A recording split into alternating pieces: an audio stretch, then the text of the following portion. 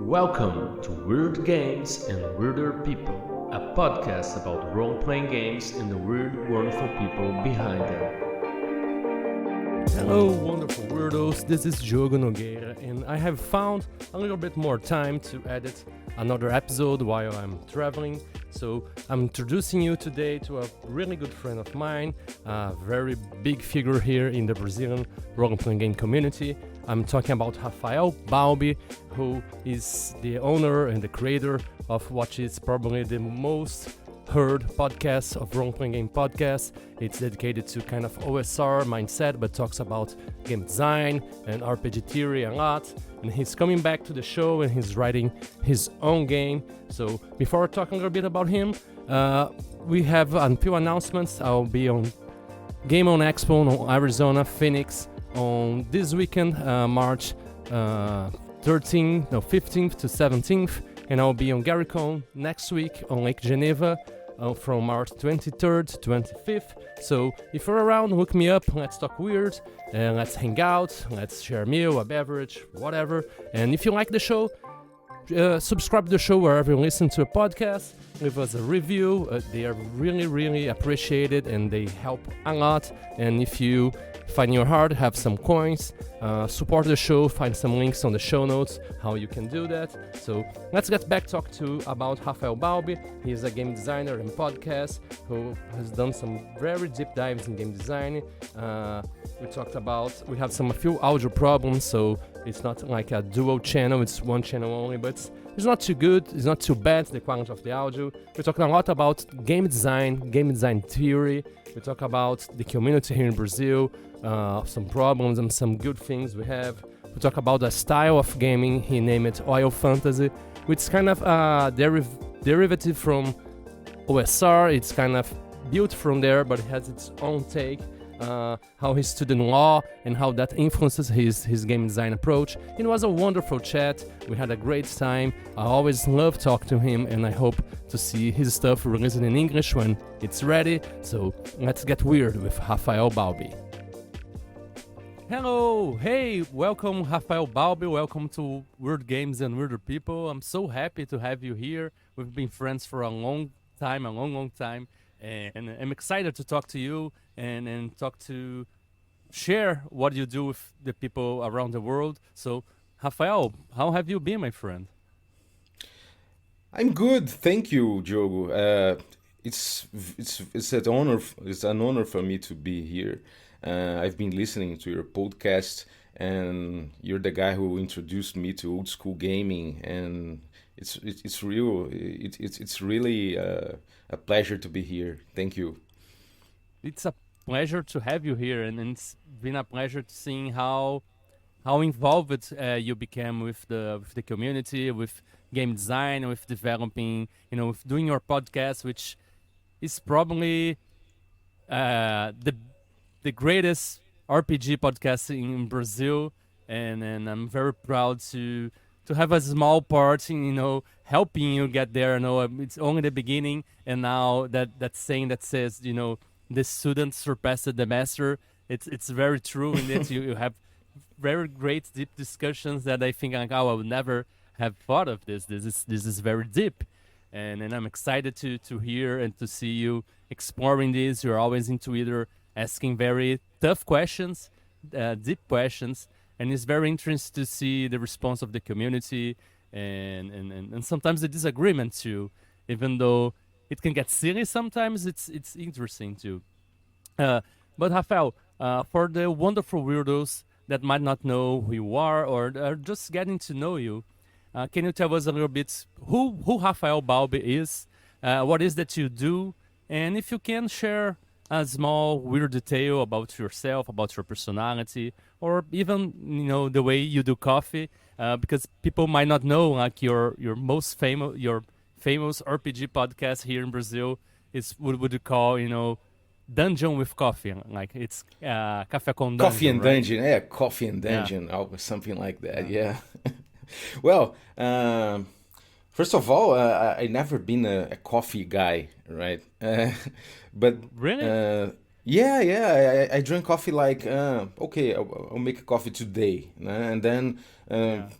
for the rest of the week I didn't drink coffee. But when I started my podcast and it was called Coffee with Dungeon because it was meant to be early in the morning every day, every weekday, right? Uh, I had to put a name like referring to this ritual of getting up and making your own coffee. So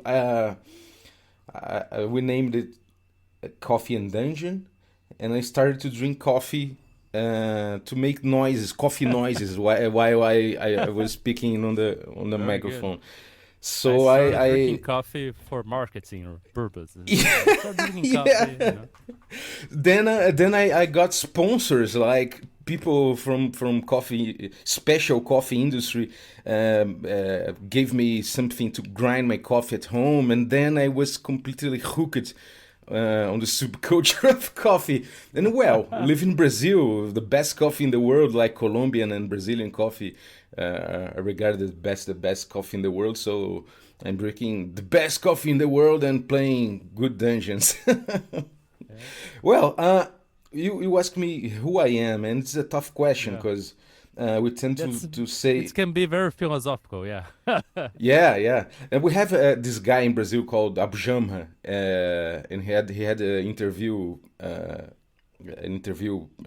show, and he asked, "Who are you?" And the person said who he was, and he asked again, "Who are you?"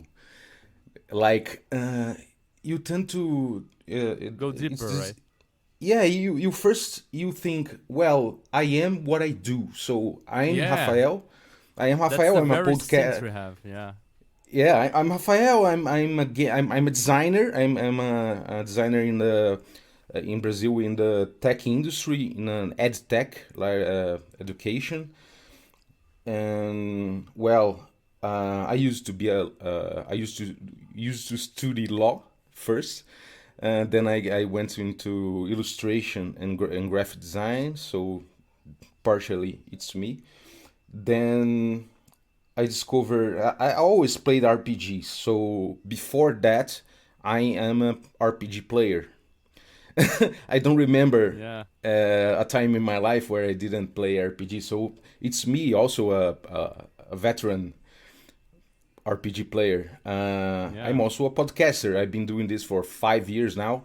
I had Coffee and Dungeon, Café com Dungeon in Portuguese. It's a podcast.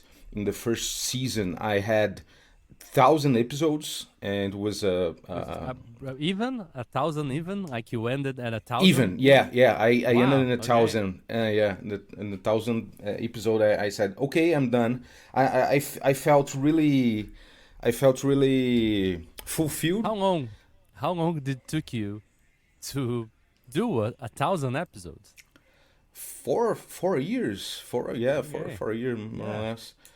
Uh, I was very fulfilled in my desire to be a podcast, an RPG podcaster. I had it. I had Yeah. the episodes to express myself and to know people from the industry and What? creators. Why did you felt fulfilled? How did you equalize success with that podcast? I know it was the biggest RPG podcast. Everybody was here, listened to it, very famous. But how did you measure success for you in this case of your podcast? And like you said, you felt really fulfilled. What were you trying to feel by doing Well, it? man, once I went to a shopping mall and people were crowded. Oh, Rafael Balbi from the podcast. That's success for me. No, I'm just kidding. Yeah.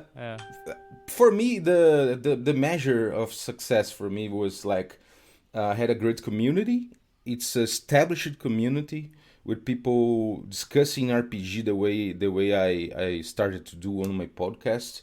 Uh, I had the opportunity to meet almost everyone who was making something in the industry.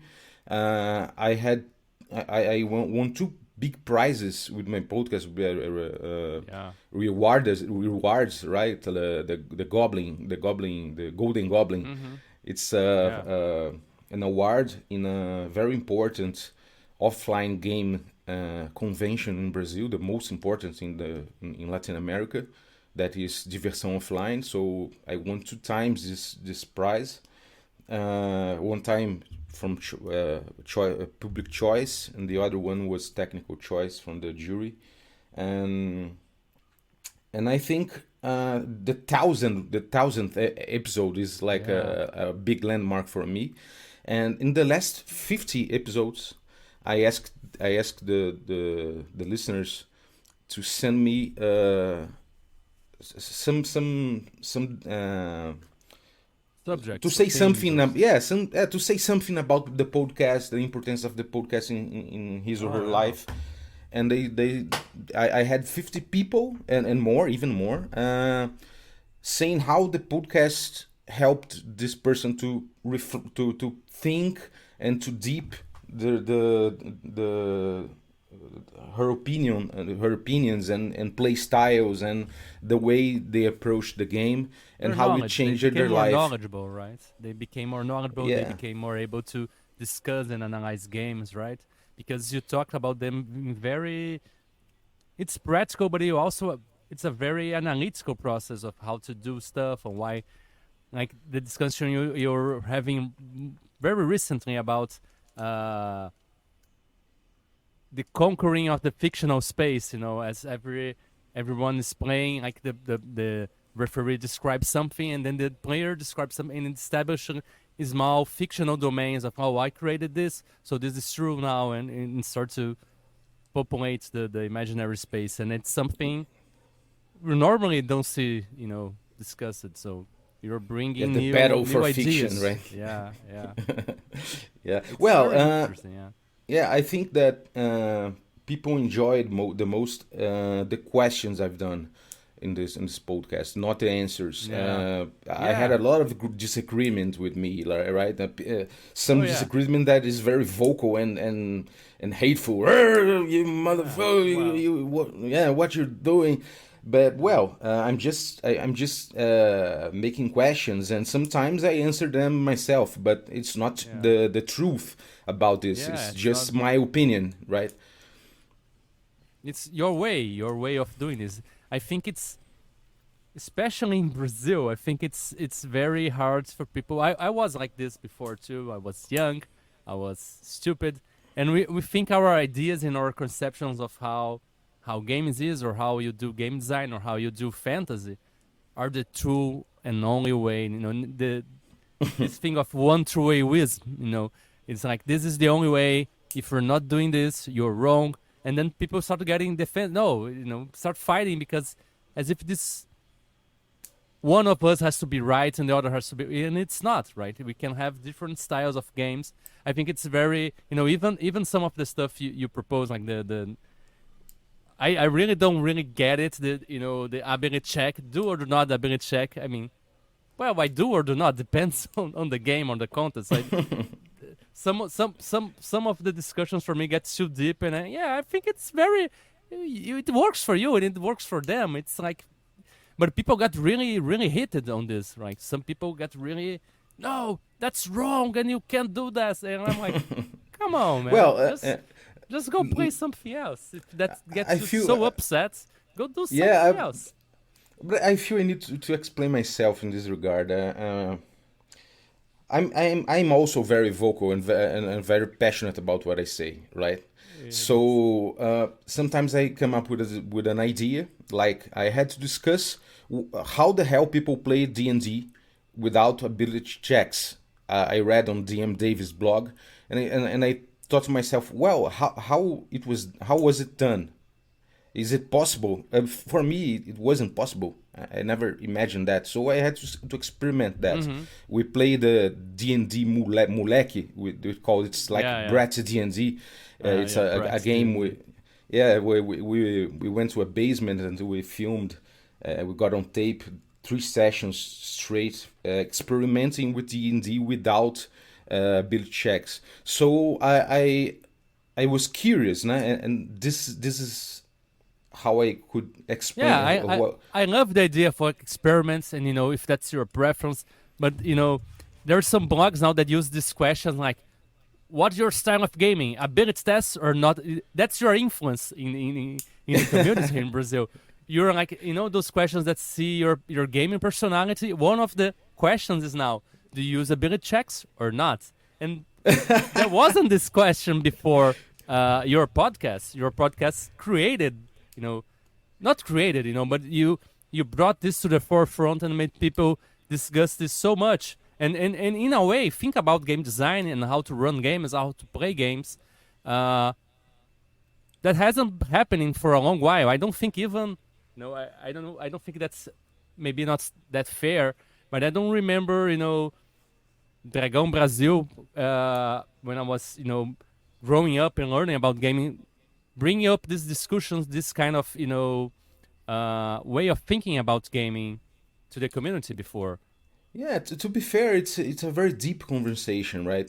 You can't do this in a nationwide magazine in the 90s, right? In a half page in the end of the magazine, just a half page, because you do that with tweets, right? You it's don't true. do that with big, you don't publish a book, a 300 pages book talking about this. You start small and then you build, and that could have been done. I'm not saying it's wrong they didn't do that. I'm just saying it's something new that you're bringing to the table, and I think it's very, very valid, and it has a really big impact on the community to the point that, kind of blogs are asking this question as if it's like a personality kind of test kind of thing, and it's very interesting.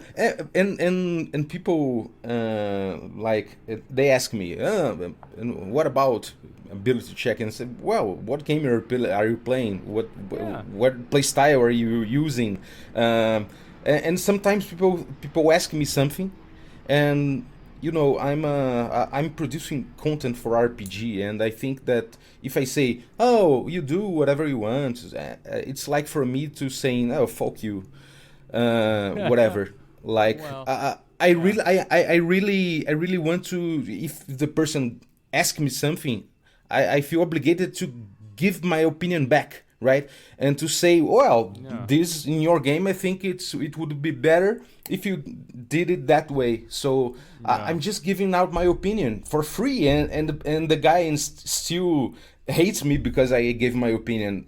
He asked me. He asked you. Like, or maybe he put on the Facebook community asking people's opinion about that, and I say, well, if he asked about people in general opinions, I give my opinion. So, if you're not prepared to cope with different opinions of than yours, you might not be ready to ask this on social media, right?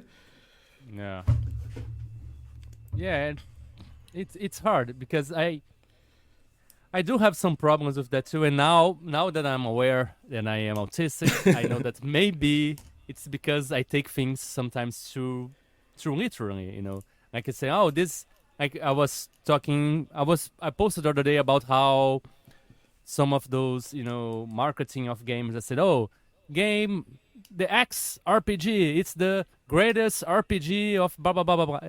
Yeah, who says you are saying it's the greatest? Like, you're making the game, of course you're gonna say it's the greatest. Yeah. And I can make, who the fuck made you the greatest? Who did you win an award? How are you saying? Now I know it's just marketing, but it itches me in a way that like I don't even want to check out your game anymore because you're too full of yourself. And yeah, but I know it's just marketing. It's me. I mean, I know it's not them, and I think maybe a lot of those people that get an issue with your answer, it's not your answer. It's them. Yeah, they're taking things too seriously, too literally, and fuck you. It's just a fucking game. You don't like it? Play another way. Yeah, it's just a game. It's just my opinion about the way of gaming, and nobody will come up to your house and say you're playing wrong. Yeah, but I can say, Rafael said you should play differently. You can't do that. I mean, we got a call for the police. We have to come here and shut down your game. Like you're Yeah. disobeying all those rules. Yeah, but I remember when I was a little Rafael Balbi, I had neighboring groups of players, right? Each group playing its own campaign of D&D and or Vampire or whatever, and Like I was different game masters and stuff. yeah, different game masters and stuff, and I was fascinated to join conversation with them about the way they played, and to know how they solved some table problems in each house and in each house rule and all, and this is what makes me role playing games. yeah, and this makes me very plays curious. This way.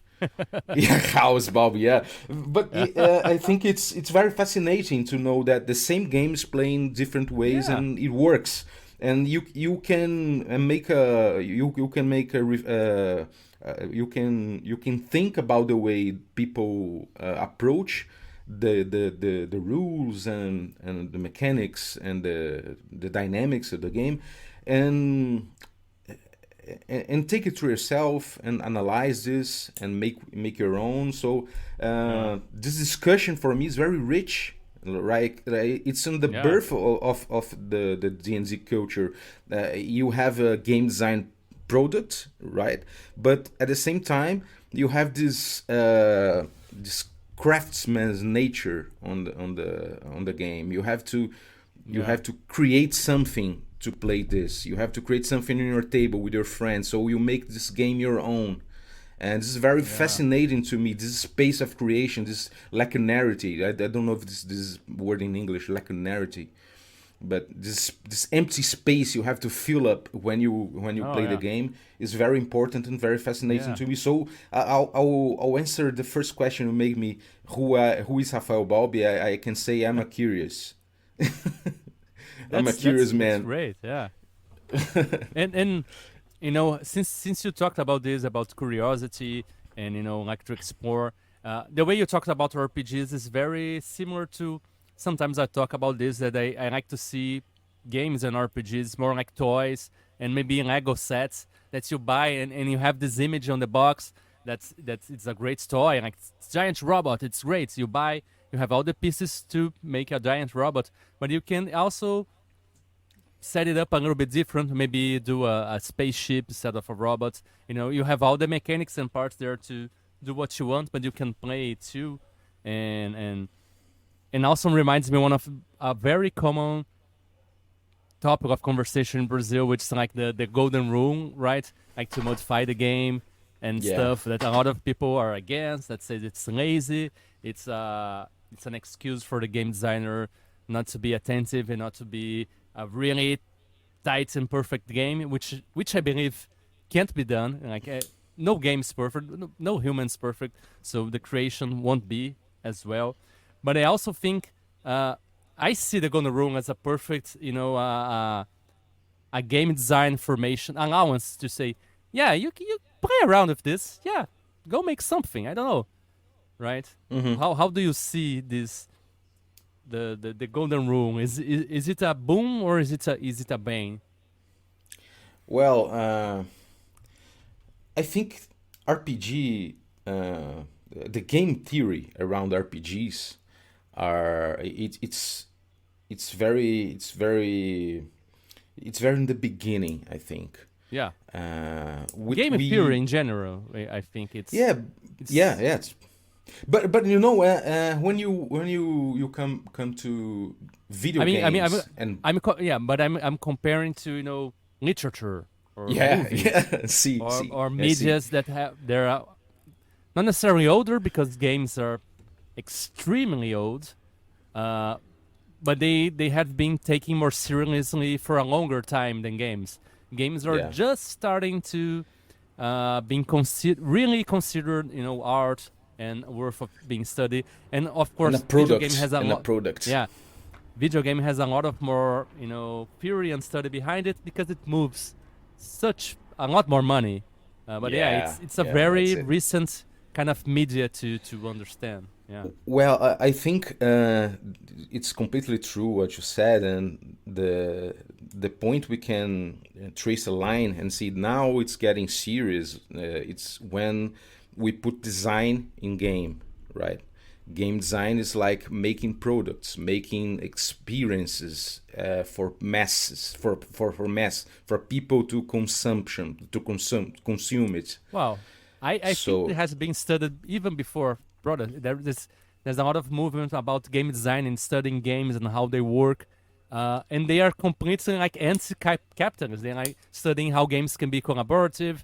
There's a lot of academic study behind it, behind all the consumption too. But yeah, the great part is because of the industry that is making money too, right? Yeah, you have Huizinga and this authors that studied gaming, right? Just games. But game as a product, as a thing you have to design for people, for lots of people you don't know, to experiment, and this experimentation to be solid and to be a brand. It's very recent, and video games moved it for sure. And RPGs, we have lots of insights from game design about video games, and our vision is like narrowing even more to digital game design.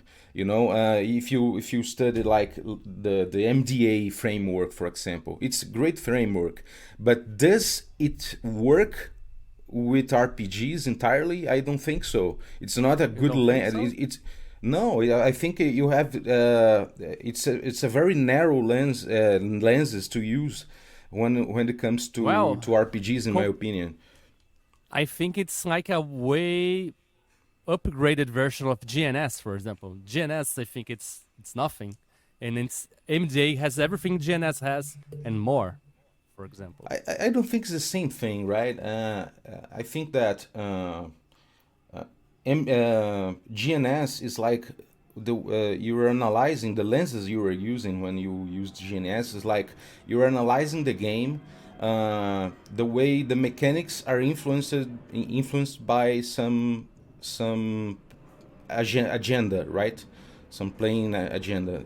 Is an MDA like the same thing? Mechanic, dynamics, and static. To have aesthetics, you have mechanics to go to that. You get a dynamic, and isn't it's an approach. I think it's an approach of almost like how do you design this experience? Not about a taxonomy of mechanics, right? You're saying that in MDA you have. But I think that's one of the advantages. It doesn't try to predict everything, but it creates structures and teaching how to analyze and see how these structures serve this or this aesthetics. It's not a formula, but it's a way of understanding games that I think it's richer than just game is simultaneous and narrative is. It's a lot broader, and it's really allows you to see that you can mix the elements of everything. Like you can be a game that's about losing yourself and just killing stuff, but you also can have elements of expressing yourself or discovery, and I don't know. Yeah. Well, I think it's these are different lenses and two narrow lenses that merely touch each other, I think. Because GNS for me it's like versing about mechanics mostly, and the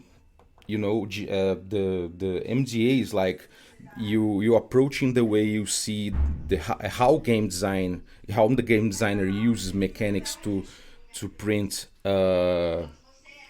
Just a second, man, please. Yeah.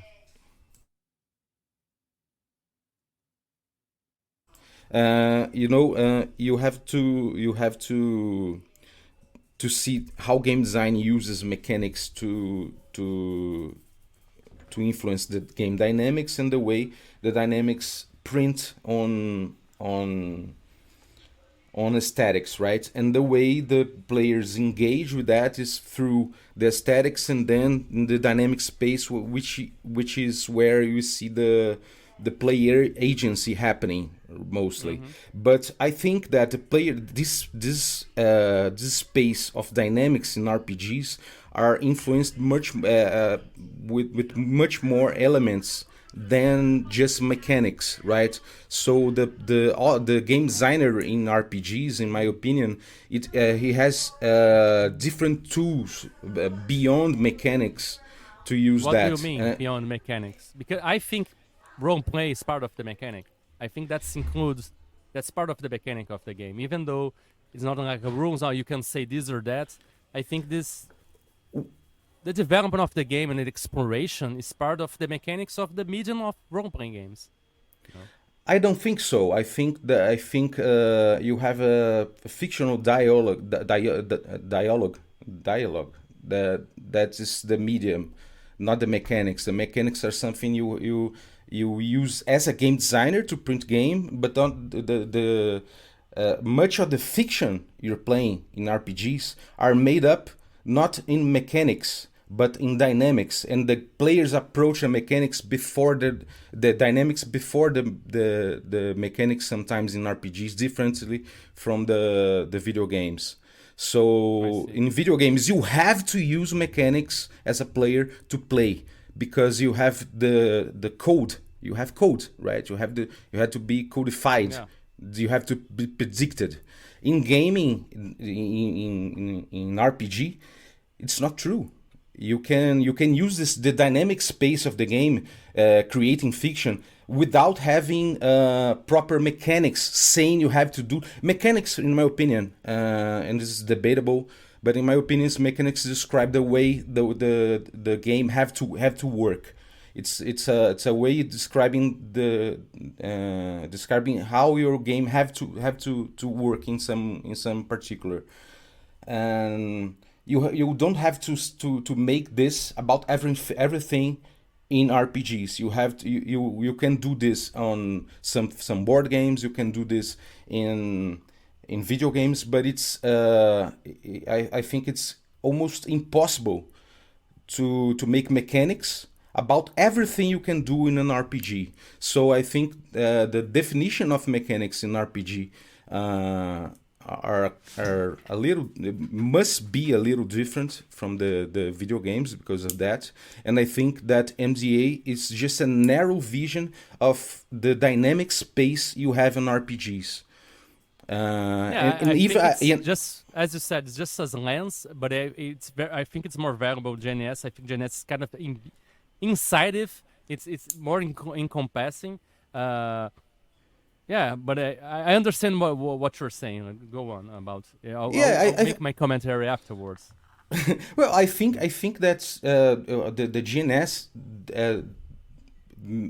brings me other kind of answer for other questions. Those are lenses, and if you're making the wrong questions using the wrong lenses, you won't get you're not getting anywhere.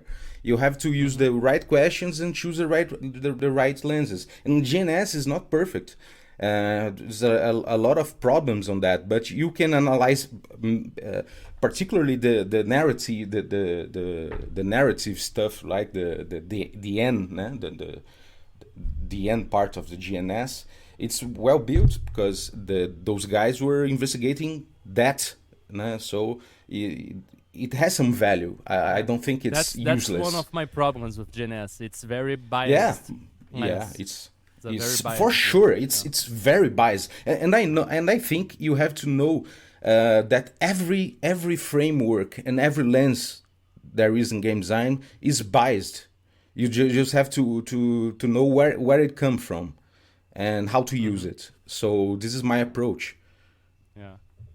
I would just like to say that I do think the lack of a particular rule is part of a mechanic, because at the same time, if you choose to create a mechanic for that will be a mechanic. So I think the absence of something, there was a lot about the game design choices that were made.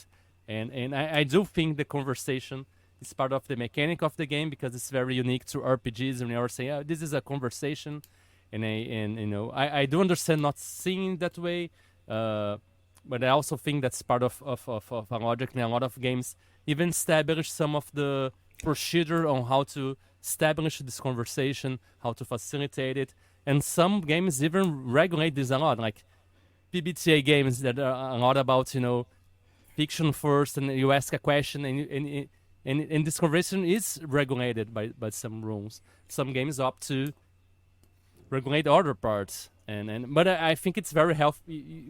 I know it can be seeing difference, I do think it's part of because the conversation triggers other parts of the system, in a way. For sure.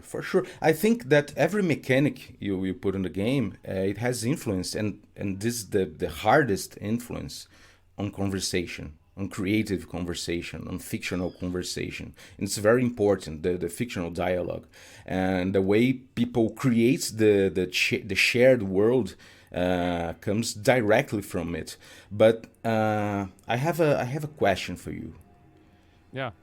In GNS, where do you put the DM? You put him on the game designer side, or you put him on the side of the players?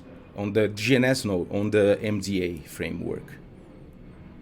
Because you know that diagram of MDA, right? You have one side, you have the game designer, and then this is for the first block, which are mechanics. As a lens, you can see it in both ways. You have to use it both ways. You have to analyze it as GM as a game designer, and then the GM as a player. Because as a GM, you are both. Yeah, but he's approaching the game from the mechanics, or he is approaching the game. You have to approach the game in some way, like from the statics straight, or from the. I don't think it's mandatory for you go just one side or the other. You can. No, you have to be here, both. A little bit there, and then you. But you don't have to. But see how the MDA is very limited for this, because I don't think so. It Why? analyzes Why is it analyzes those ways. It's very structured. The very structure of the framework. You have this arrow saying, well, the game design approaches the game from the mechanics and the from one side. I don't think it says it's approached, but it has to design through the mechanics, because he can't design experience. Rooms of places. The hard thing about the game design, about being a game designer, is that you design an experience, but you can't control experience. You design rooms, so you begin the formal, but as you play an experience, you start understanding the experimental part of the game. But we only have complete control of the formal part as game designers, right? Yeah, but that's what I'm talking about. We have to understand the other parts, but we can't control it. But we have to understand it and adjusting, like the incremental game design. We think about something, we try, we experiment, see what aesthetics comes out of it. Didn't work, go back and do it, and repeats until we find something that we're looking for. Yeah, that's the game designer's job, right? But what I'm telling you is something that you, as the game designer, you are creating for the consumption of players. You're designing this experience. Well, this is about the MDA framework is about product. They say this on the essay. Yeah. It's MDA, about product. It's about consumption. Yeah, MDA, not the GNS, the MDA. So here you're approaching here the game as a product, and one side we have the game designer. He's crafting the experience for players, right? In this regard, the DM is a player too. But in RPGs, this DM, he has to be sometimes on the other side. He has to be on the side of the game designer who crafts it. And lots of games in RPG, and I think that's regarding the first question you asked me about Golden Rule. They tend to ignore that sometimes the game designer, the game master in games, we have game masters. And not every game have the game master. He will be just on the other side. He will be someone who is between the game designer and the experience. that is tended to the players, to the consumption, right? To the consumer on the other side. So we have someone between those, and this is like if you have this position on this framework, it has to be remodeled. It's not a model to analyze this, because we have someone in this game who sometimes is an intermediate of the experience that is not seen by the game design on this MDA, because on the MDA it ignores this person who sometimes is crafting the experience. So it will be it's like if you ignore completely that the experience have to be crafted by sometimes the GM and sometimes even the players on this game, you're saying that the consumption of this product is active, not passive. So MDA might not work on this regard, and this is the way the golden rule says that it's for me. It's like it comes from the idea that this game has to be modeled on your table. It has to be crafted to work, and sometimes the mechanics will not work for the game you intended because lots of reasons, and you have to adapt, and you have to the players and the GM have to adapt, and they have to make something new or change something. And particularly in lots of games which I love, like PBTAs and stuff, they make the right questions, but they don't answer it properly, in my opinion, when they try to mechanize everything, put everything on the mechanics, because the answers about this is not always on the mechanics, and the people approach mechanics in this way because they are used to think game design as game design from video games, where the mechanic space is all you have as a game designer. But in RPGs, you have to look and see that there's a lot of elements besides mechanics that people will use to play and bring it to the dynamic space of the game that will influence the product, the final products, and the way we consume we consume it. So it's very important to know that, in my opinion, that MDA is a very limited framework on this regard, and that in some other regards it will work pretty well, the way you said. It's about the way game designer creates spec experience, and there is this space in RPG. There is other thing too, is the way you limit yourself in using the tools too, because you don't have to see it exactly as it's written, and it's only served for this. It's the very old saying that's like, from one thing learn 1,000 things. It doesn't say consider the GM, because MDA wasn't developed for role-playing games, but if you're aware of your medium, aware of your requirements, aware of the people that participated, you can use MDA in considering the GM. Yes, of course. For some questions, it's a right lens. That's what I'm saying. Like, these things are not rules; they're tools, and you use it according to your medium. You can use the MDA for RPGs, video games, board games, football. I don't know, sports you play for games with your friends on the streets. I don't care, but you have to be aware of the medium you're using and adapting the tool to that medium. It's not because the medium says, "Oh, it doesn't say it's GM here, so it doesn't consider, so it's crap." No, but you use according to your needs, Yeah, the same thing you said about GNS, I can say about MDA, right? I don't know. It's your vision. For me, my vision, the GNS is very limiting. It's just 3 things about mechanics, and the MDA do with mechanics, do with a lot more, in a way that for me it's a lot less limiting, a lot less biased. I don't think so, man. I think it's very biased, very, very biased towards video games. And that's about what I'm products. saying. I'm not and talking about about products. I'm talking about the tool and using it as a tool to analyze and make better games that suits my desire to cater to this kind of aesthetic, of this kind of experience, or this kind of dynamic in play.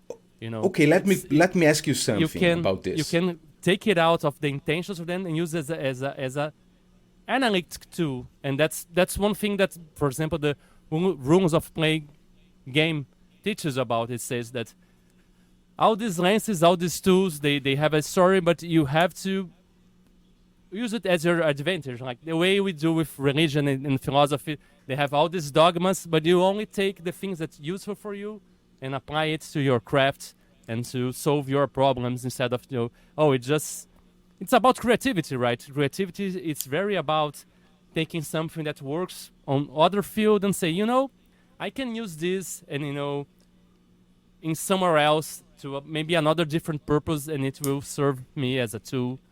And yeah, but sometimes you use this tool, you use this lens, and the answer won't come out because you're using you need another lens, you need another tool. You're not gonna use just one lens to design a game, right? You're not gonna. All I need to do is MJ to make games. Of course not. It's a combination of a lot of stuff.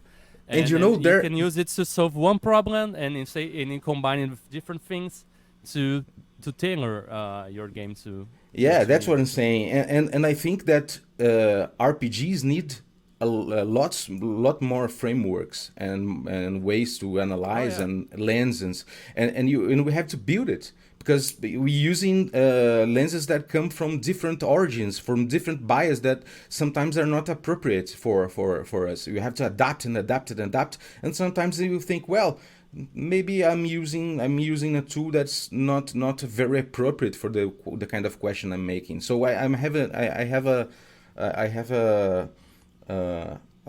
question for you. When you're approaching game design, right, and you're thinking about how do you think about the experience, right, the product, you're thinking about an experience you're crafting for how many people? That depends on the game I'm making, right? Yeah, your game, your last game, I'm writing a solo journaling game now that I always basically write games for myself. So I'm writing a solo journaling game now, so it's just me. But usually when I'm doing like a more, what would just be like a traditional role-playing games to have, because that's the stuff I like adventure games with a referee, that it's kind of adversarial, but it's for play, right? That's another great thing about, games and play. Like we talk a lot about immersion, being realistic and faithful, but we can't shake this. We're always aware that we're playing.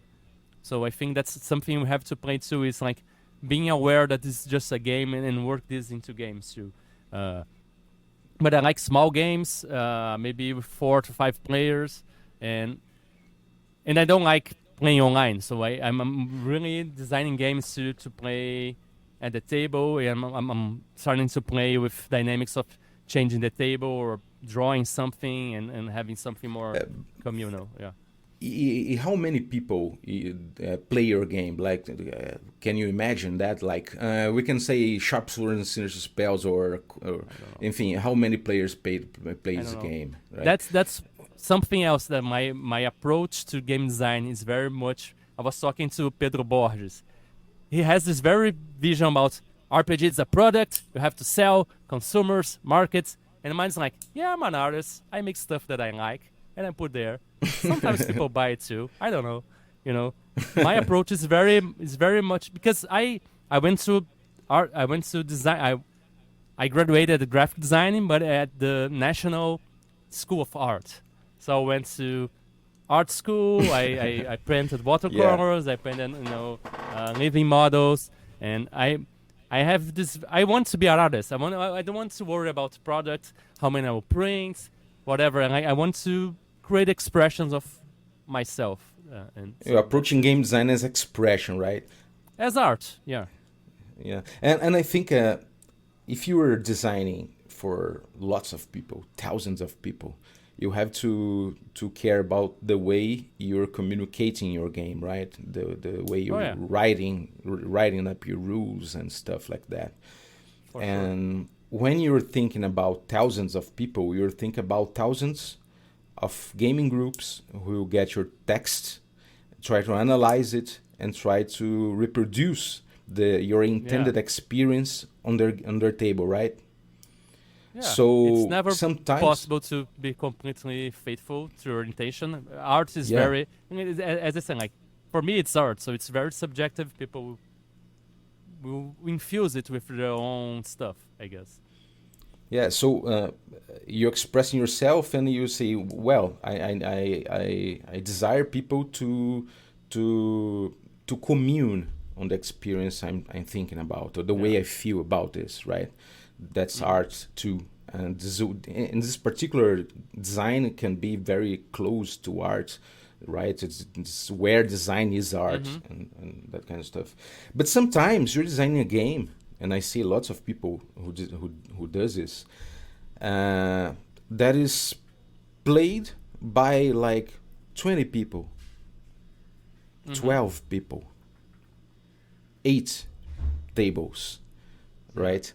So, do you really need to think this as a product? Do you really need to use frameworks and lenses that No. Well, that's what I'm talking about. Well, when I started making games, I had no fucking idea what I was doing. And I'm not thinking about you. I'm thinking about the way people think about game design. Like the design part of game design is making this for reproduction, for mass consumption, for lots of people to feel the same experience, to sell something.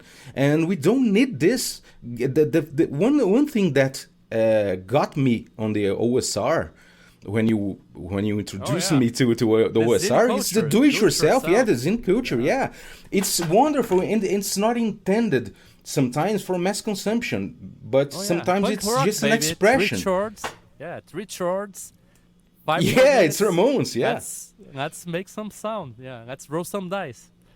Yeah, so we're talking about something that's very special, about not unique, but special about RPGs, that sometimes you are crafting games for a small community, that's 10 tables, 12 tables, people who you have on your contact list on WhatsApp. Very artisanal in a way.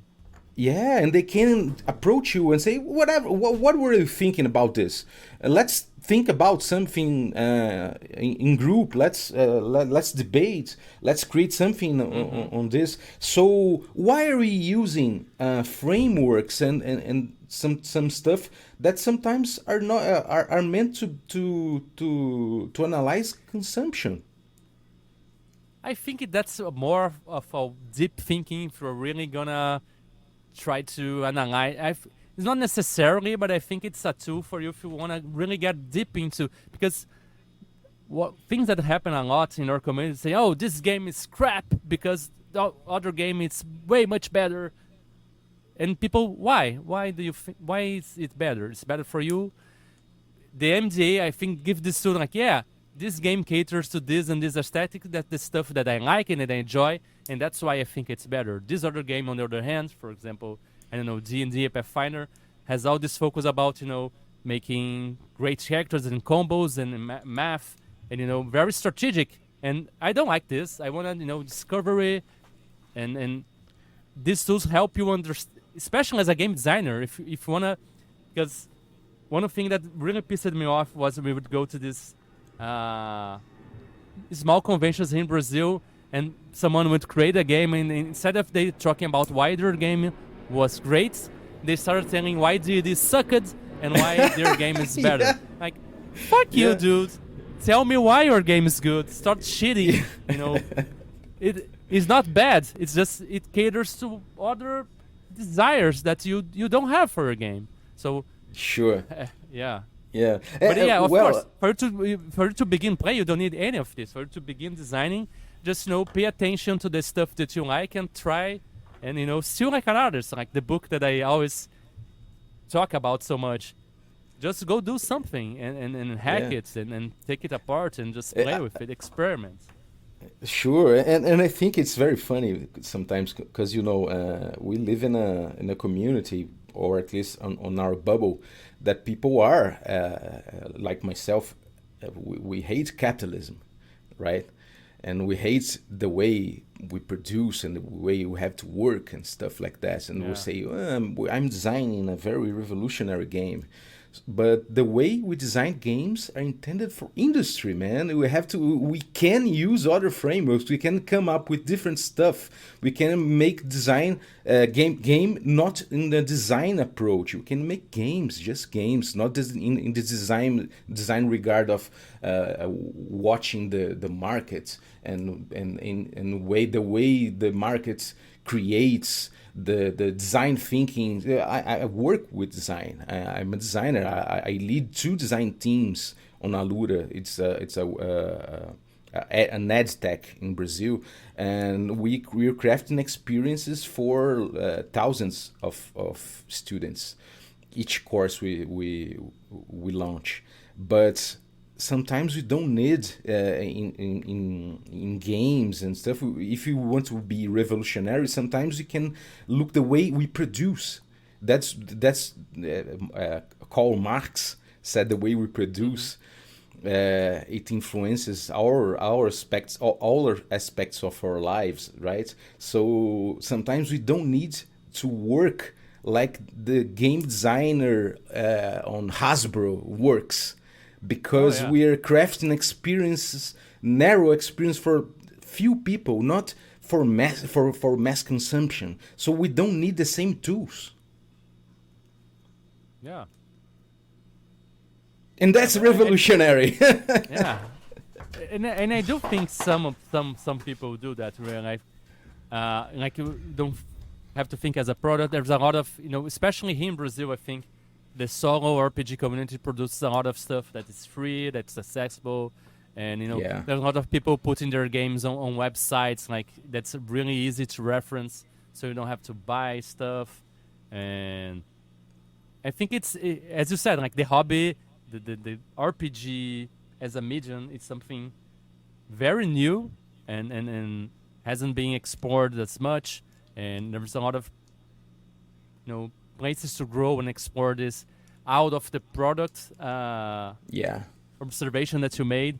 But also we also want to reach more. We want to explore these boundaries and possibilities. We also want to have this exploration reach more people too, right? So it is a balance of finding innovation and familiarity to letting people access this too, right? And accessibility.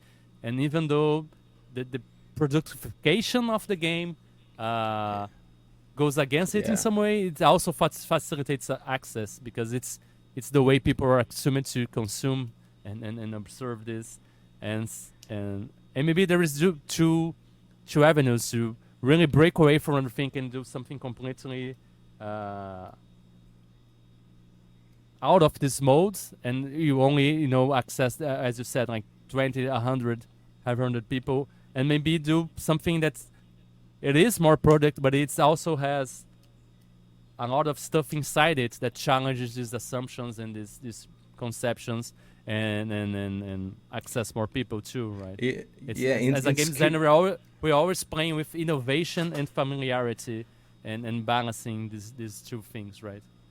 Yeah, and expectations, right? And it's curious because we're talking about RPGs, and RPGs face this question you're posing here from the early days, right? The Gygaxian tradition and the Arnesonian tradition, right? All the chaos, the inventive chaos of Dave Arneson, on the lots of hermetical notes on his basement, and Gygax, who intended to put this on market, who wanted to make it enjoyable for more people, and we have to get somewhere with that. And we see D&D developing Very true, That's a great parallel to what we're talking about. And we're reaching. And we're reaching D&D 5th edition or maybe 6th edition in the future, and they're making lots of decisions market-wise, right? They're thinking about marketing, and I had I think it's an important episode of my first season of Café com Dungeon that was very influential for me. It's important because lots of people talk to me about this. That is rules as marketing. We tend to rules as written, rules as intended. Well, we have rules as marketing nowadays. It's very important to see rules as marketing. Yeah. So D&D have a history of a game that is changing every year according to marketing, right? About the way people will consume it, and lots of other games too. So we see how we want to sell our games. Give us an example of rooms as marketing, for example. Okay, so we didn't have those out there understand a little bit more what we're talking about. Well, let's see the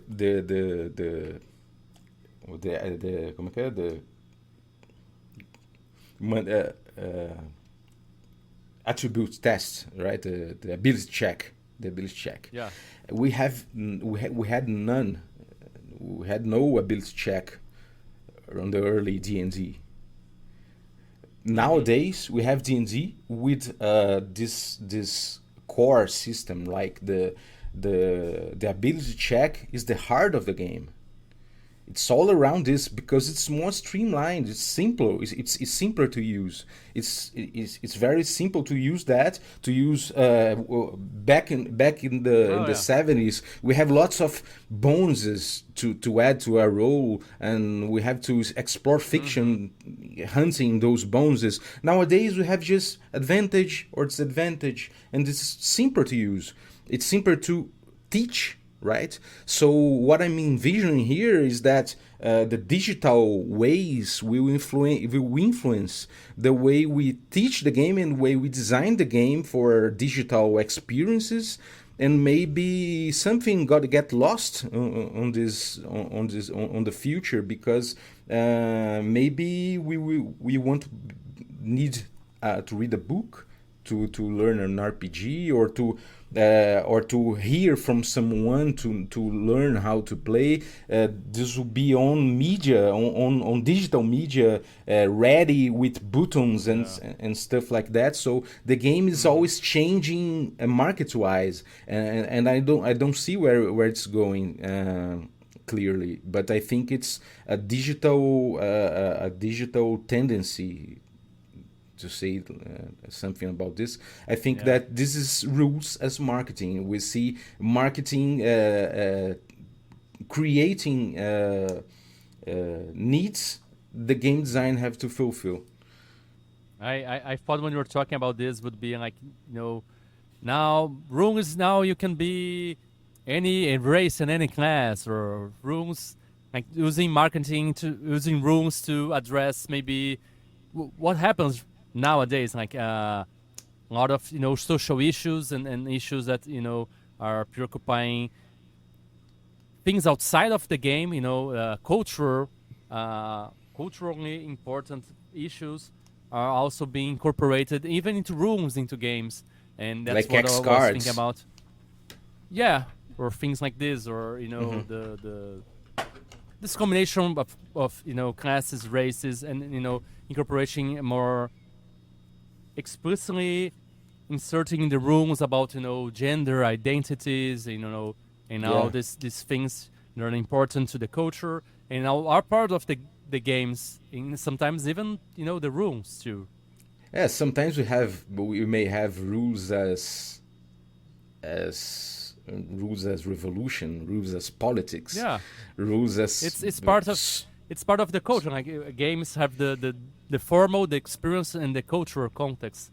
They are part of, and it's Yeah, but we something know to. big companies like to use Oh yeah.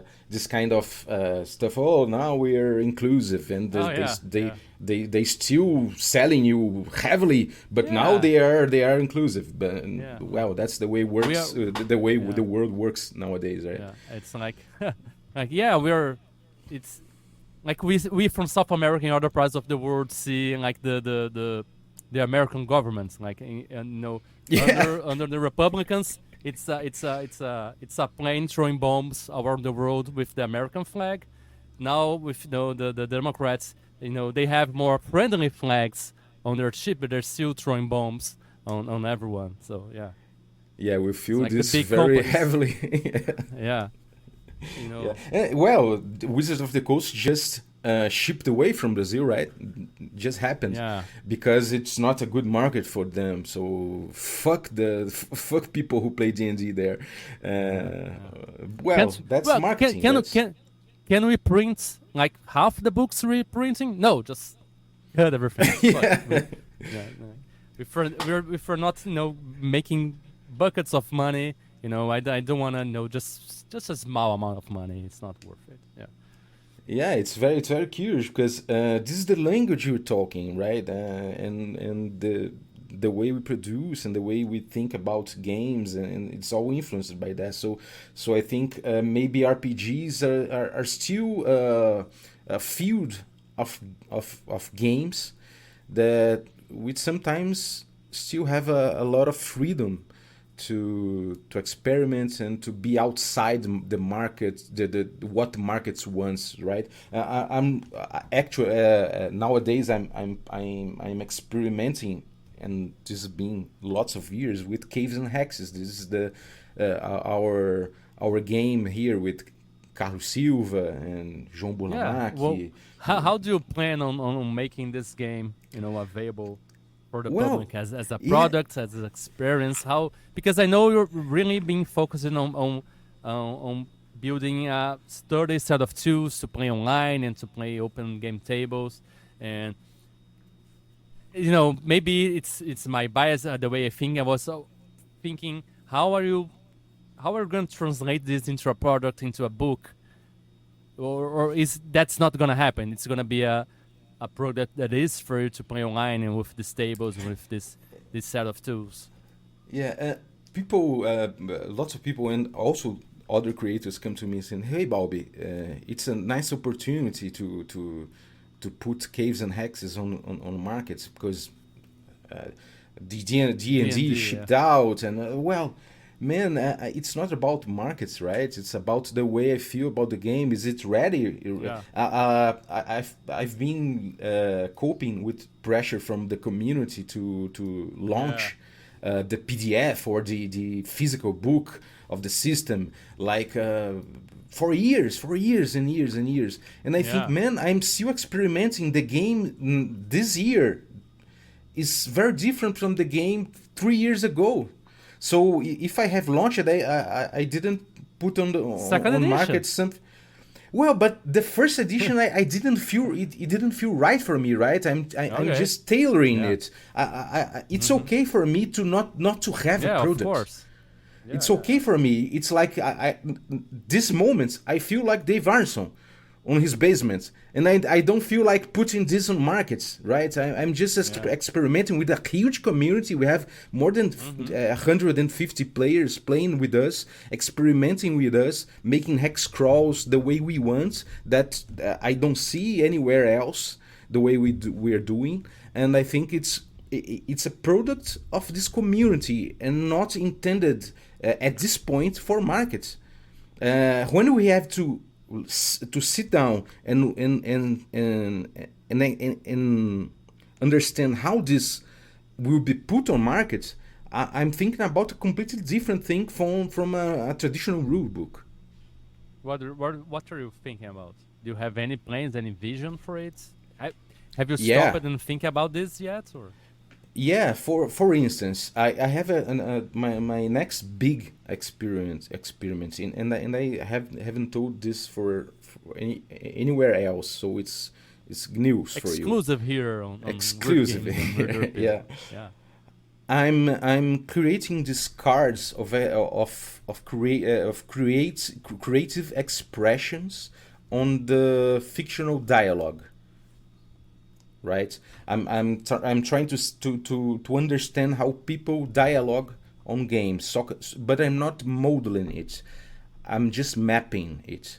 I'm just using old school D&D, and I'll put those guys to use the cards and representing the way they are creating the fictional world on with their voices, right? With as they speak, and this will traduce on the way we play. So we don't need sometimes rules to module the way we are recreating. We just need a way to analyze our own way to create this shared world using our expressions. So if you can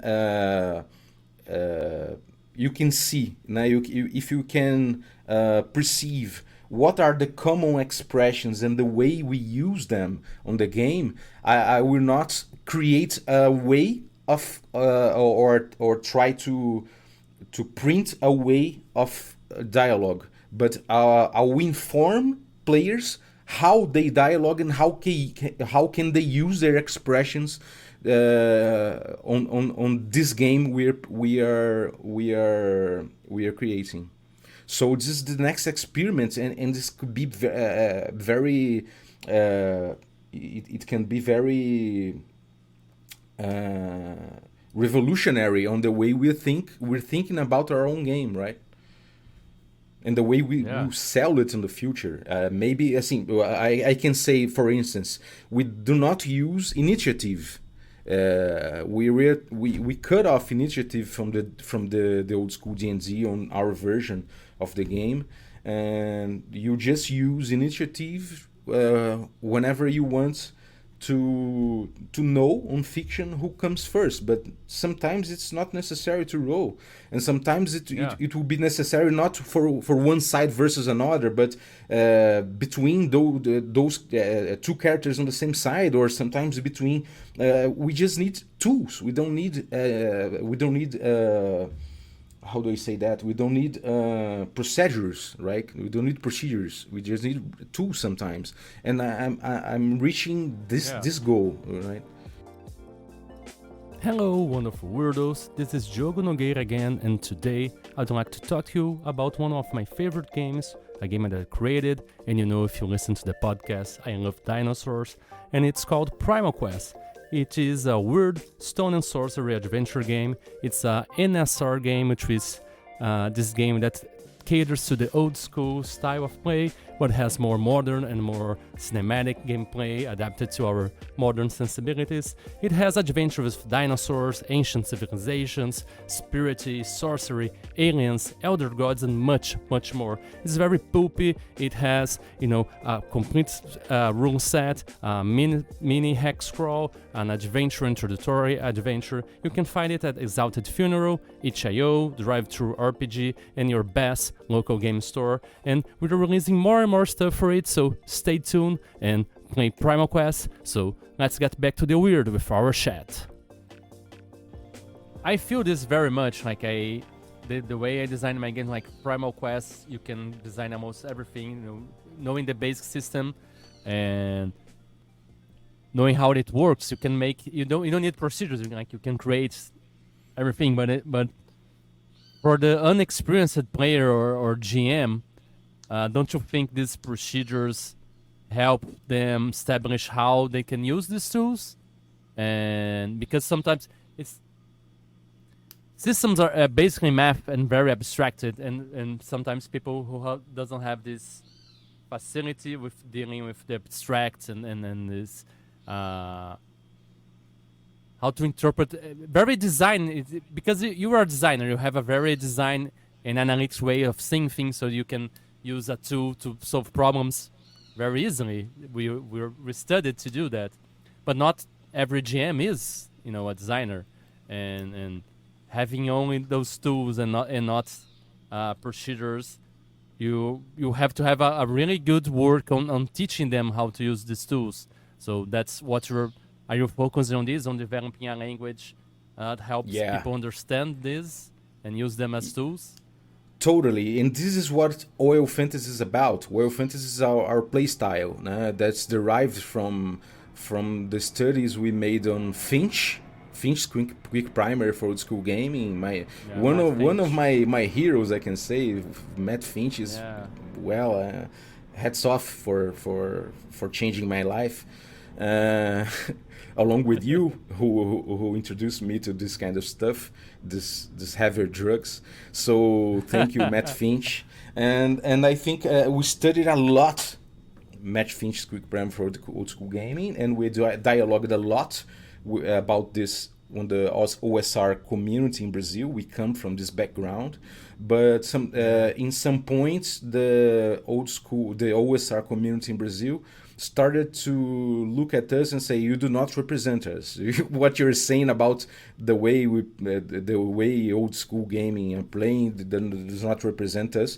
So we thought that, well, we have a play style, and this play style is a solid proposal of the way of approaching old school gaming, that it has to have its own name. So we called it Oil Fantasy.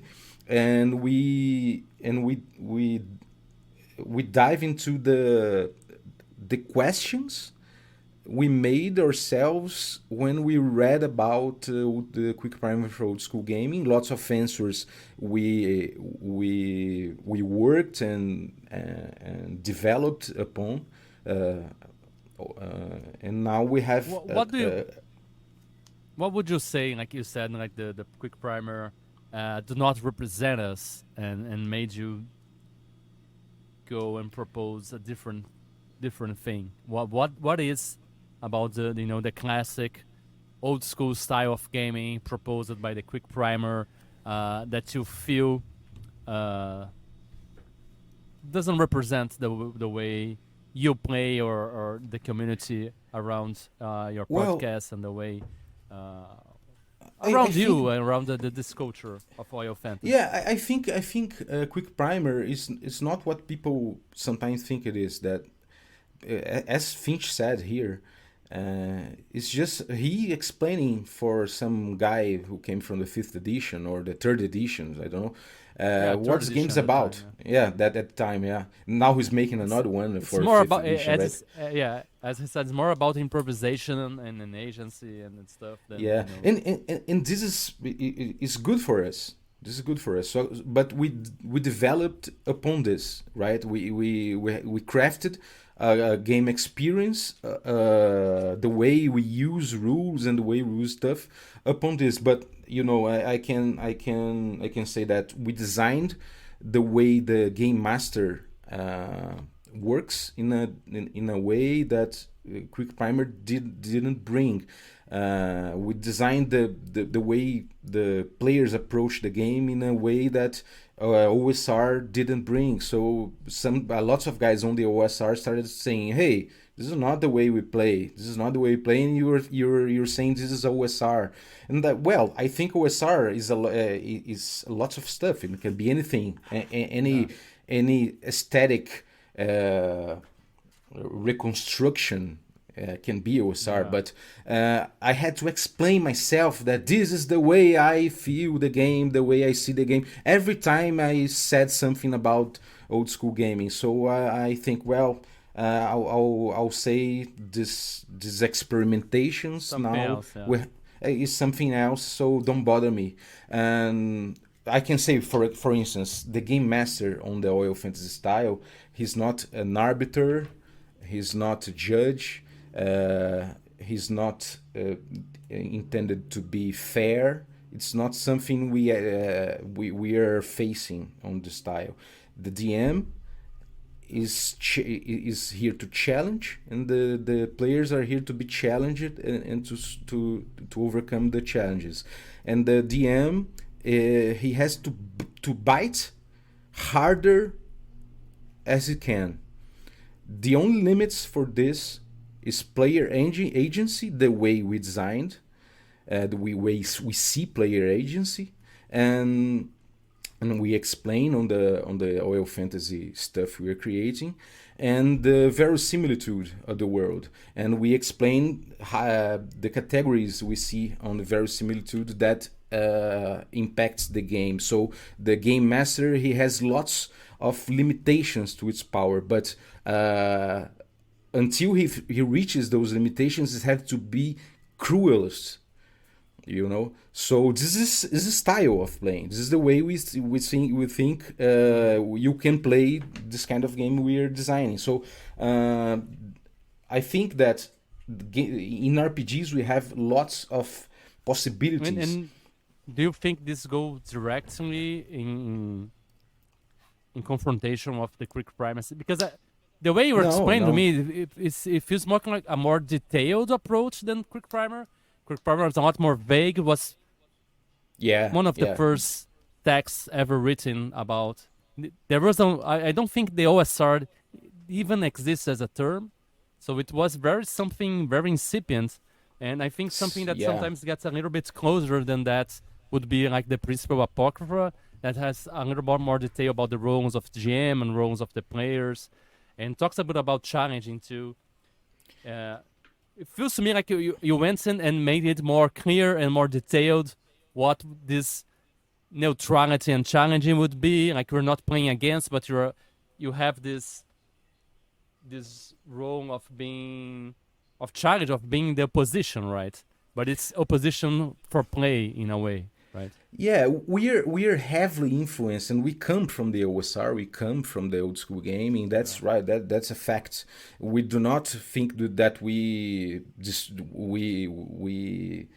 are not like about quick primer, and we're not. It's like the OSR is the thief, and you are the assassin, right? Kind of. Like you're like specialization. Well, not particular, because we have other influences too. I have modern design influence. I have. But the OSR has modern design influence. Well, but not every time, right? Sometimes it's not a game design, like I'm saying design, not about game design, but design, graphic design or design as a discipline, right? Like the books, the way the books are made today, the ways the rooms are presented, are a lot more clear, are more like gaming manuals. Even though we say it's old school, they're not like the games as before. This is something that creates a lot of problem for me, because OSR can be anything. So they're always nowadays. First, they shouted at me saying, "You're not the OSR. What you're saying is different." And now it can be a lot of things like it. Yeah, it can be as modern as you're saying. It can be super grognard and just playing. Yeah, the problem is I have to draw a style. I'm proposing a style, a deep style of playing. It's gonna be not a quick primer. It's gonna be it's already is that we experimenting with the community a lot deeper than that. So it's a closed proposal.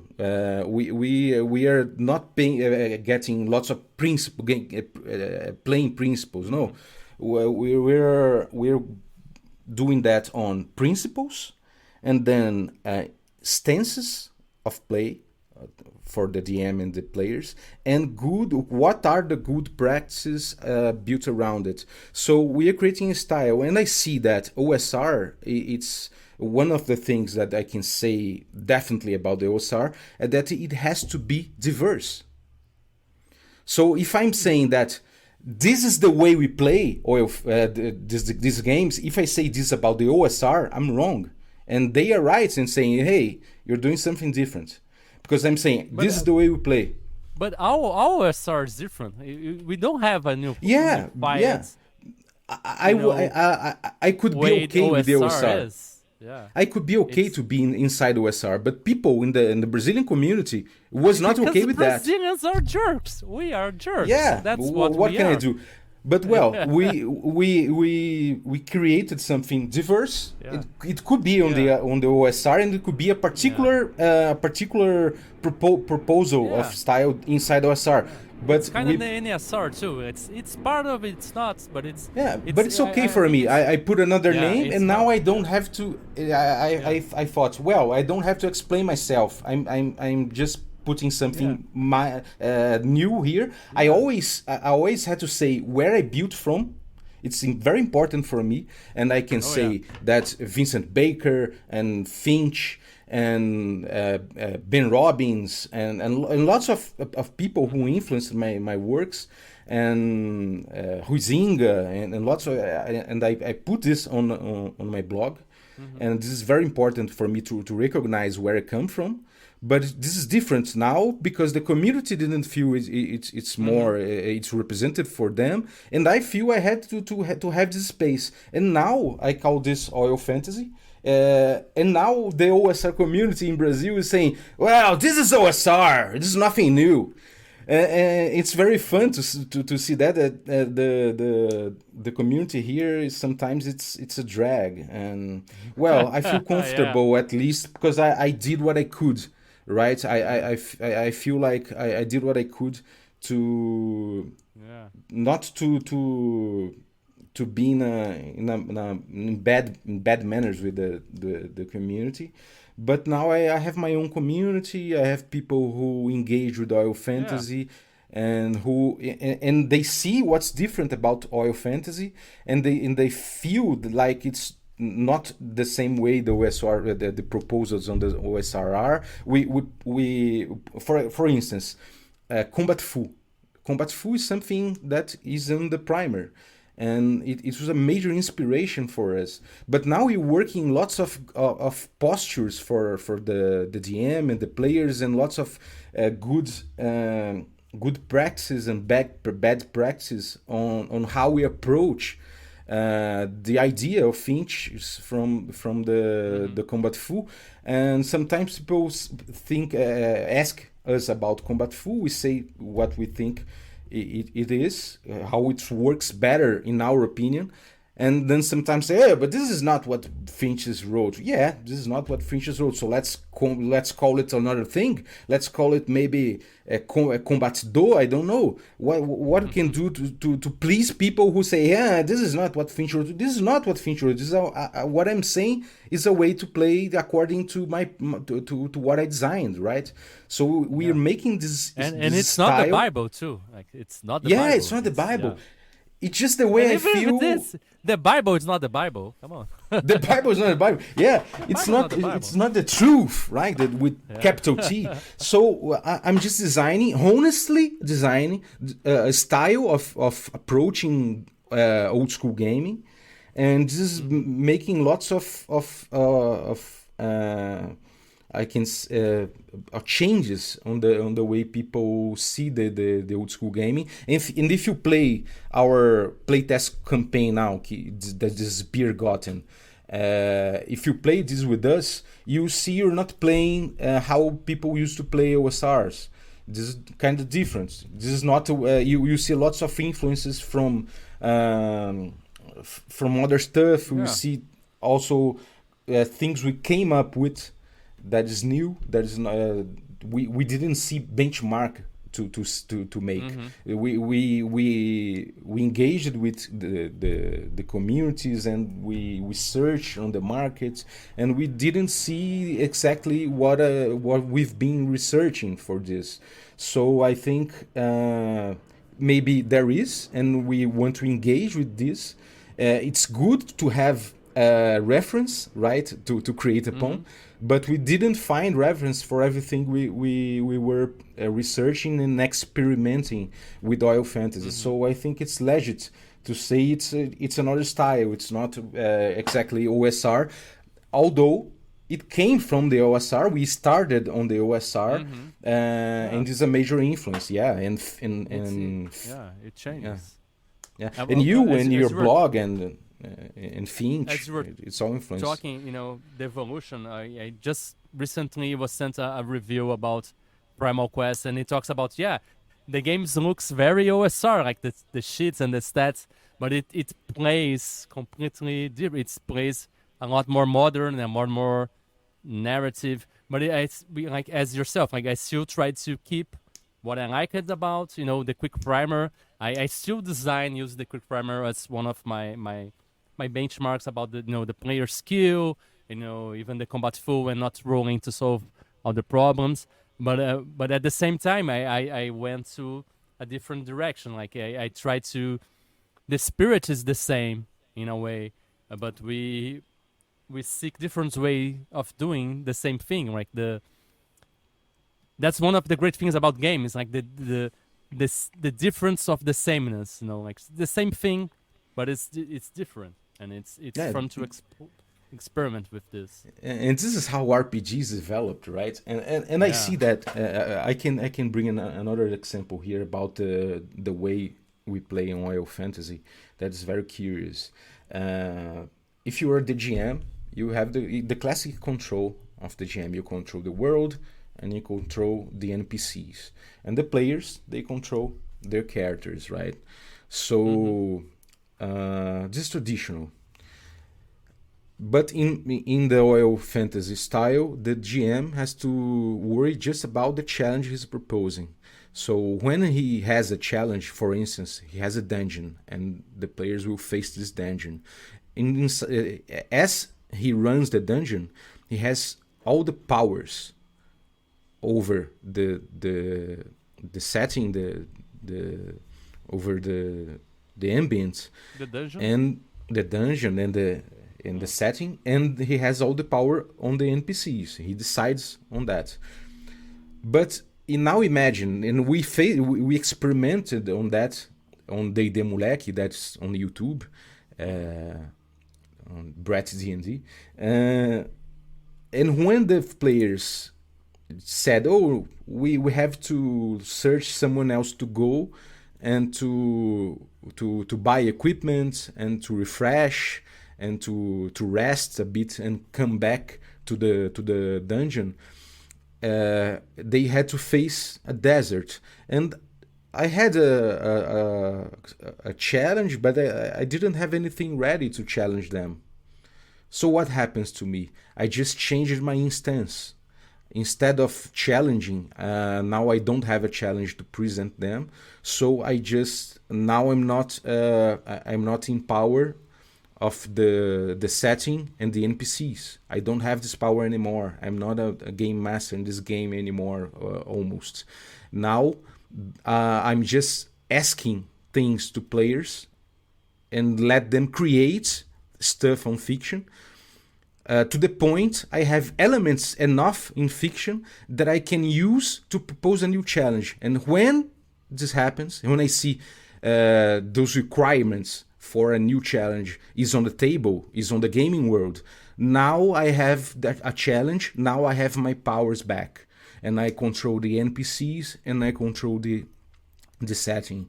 So this is the way of approaching the game that I haven't seen exactly like that on lots of games, because it has lots of implication on the games, on the way we dialogue, on the way we approach the rules, on the way we approach the way we create the world. So it's another stuff. It's a thing that you can't say this about lots of other games, and sometimes it's not appropriate for lots of games because the rules are we won't work with this mindset and this play style. But to old D&D, we can say, well, this works. And now there are lots of but 2 or 3 games that people are crafting using the Royal Fantasy as design principles for the games.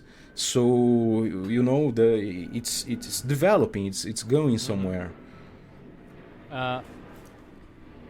As you said, that's kind of reminded me one of those things that games do, like in the downtime, like between sessions, and players propose things they are doing, and sometimes the GM reacts to those and creating stuff for the next adventure phase, like kind of similar to Devil Ring. Kind of does that, and some other games that too. I remember for Sharp Swords proposing like a rumors mechanic. Like between adventure, players would create rumors, and the GM then would decide what's true or false and how to implement that. Did you have any, when you made that for your game, did you have any source of inspiration for how to do this kind of collaborative creation of game situations? Yeah, in downtime, yeah. I can say that your work for sure. Arnson's work on Blackmore for sure. Did they have this kind of mechanic? Did you have this practice of between games?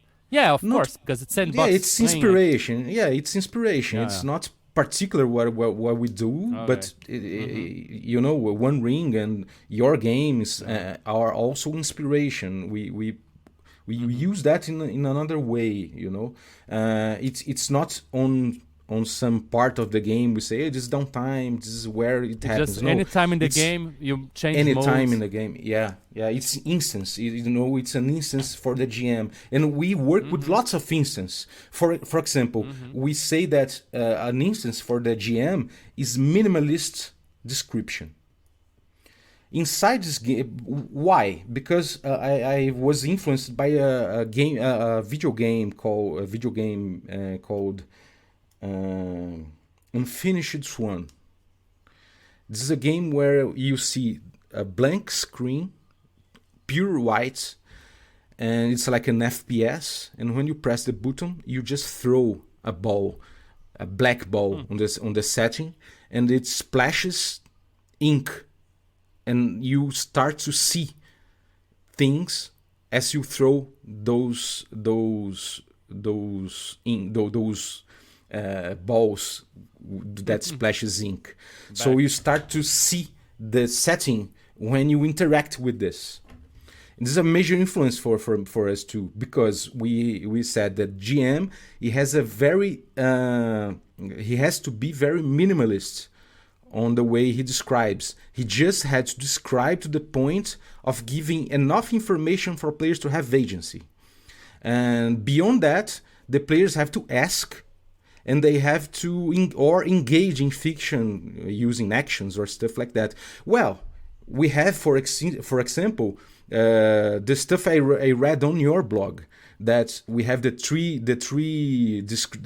rule of three on descriptions. You describe three details, and if a player describes upon one asks more details about one of those details, you give more three details. This is a way of approaching a minimalist way. So we can say it's a framework, but the stance of the DM is minimalist. He has to approach this in a minimalist way. We can use another framework, for example, the landmark hidden secrets of the OSR. We can use this framework as well. We can use lots of frameworks, but the instance on the DM is you have to be minimalist. We are even playing westmarches style, so we have 3 hours of game session, and if the DM is not minimalist, he is consuming gaming time from players. And when you consume time, you're talking more than anyone else. So when we share game time, we share creativity space. Yeah, it's very important for us to build on that. And this is not the way people approach game design as we see usually. It kind of reminds me. You remember, when Dungeon World came out, a lot of common practice were positivated, in kind of mechanics. We were like, yeah, we all do that. Yeah, that's great, but we kind of all do that. And there's this stuff you're doing. Like, of course, not we all do that, but a lot of the stuff we learn how to do, and having these on the game and teaching people how to do that, I think that can be very healthy, because it's some stuff that we take a long time to learn, right? And yeah, I think it's very cool, and having making this more clear and more obvious. Like you will see a game talking to this more openly, and make you more aware of the stuff that you have to do or you can do, right? Yeah, and well, lots of DMs can come to us and say, well, but I like this to describe a lot. Well, you can do that, but it's not our style. You can do whatever you want, but we're proposing a style that works that way. Yeah. As you said, it's not the fucking Bible, man. You don't like it, don't fucking use it. Yeah. But well, if you want to be a DM that describes everything at once and almost like a storyteller, okay, you can do that. But this probably won't work very well on our playstyle and the way we're approaching the classic Gen Z and the way we're designing caves and hexes, right? So it's important for us to say, well, you can do whatever you want, but here in Oil Fantasy, this is how it works, and we're testing it heavily, years and years of testing, lots of westmarches campaigns and regular campaigns, and lots of DMs, lots of players. So we're experimenting heavily on that to know what are the best practices, what are the classic instances we have on each. I can bring another example. And just as a quick question, maybe the wonderful weirdos that listen to us are very curious about this.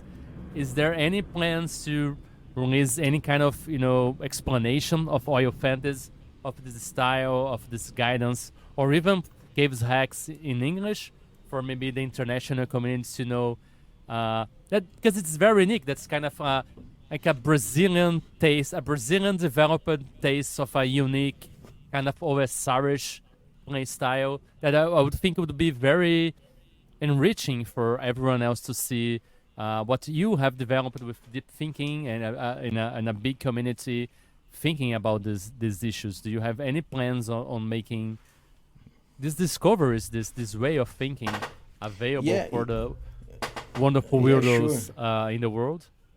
Yeah, sure. Well, I'm not a native English speaker, so I think better in Portuguese. This is something important. I could tell you a joke in Portuguese, it would be funny. Yeah. If I try to tell that joke in English, maybe it's not so funny because I don't have the familiarity. Domain. Yeah, it's not my domain. So this is the same with thinking about playstyle and game design and stuff like that. So I'm writing it in Portuguese. We have translation for that, but I'm experimenting. And nowadays what we have PDF half done with those principles and stances and good practices. It's still at work. We have a Notion database with all the principles, good stances and good practices linked on a database. That's very important for us. A Miro, a board on Miro with all the trees of thoughts on this game. And we have this game being tested on Biergotten. That's a westmarches campaign that we're running for years now. And this we have already a version of the hexcrawling we're using Oil Fantasy style in Caves and Hexes that we used on a PDF on a workshop we had. So we have lots of written stuff on the blog, or Oil Fantasy blog. We have this kind of stuff on my podcasts. It's not united on a single document, but it will be in English too. So we can put that on the foreign community. And our intention with that is to more people to look at that and bring criticism and to say, hey, it could be different, or no, wow, I like that, and I'll build over that. So we're very enthusiastic about bringing it in English too. But well, I'm not a native English speaker, so it's a barrier for me. But you have plans like for when this is gonna happen, or just still developing? Like as you're saying, like your publication, we're still developing it. But do you have like a timeline for I think by the end of the year we'll finish the second rounds of playtests, and then we're planning on to 2060 or sooner. 2026 is 2060.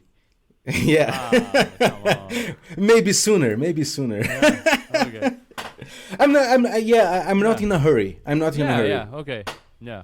Yeah. You're just having fun developing it, and then that's Lots of fun developing. I'm still I'm just a very anxious person naturally, so I wanted to, see. Well, you can play with us. You can play with us.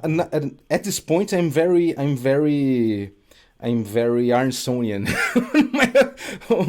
on my methods. Yeah. You have this big cardboard box with lots of loose sheets of paper, and that's.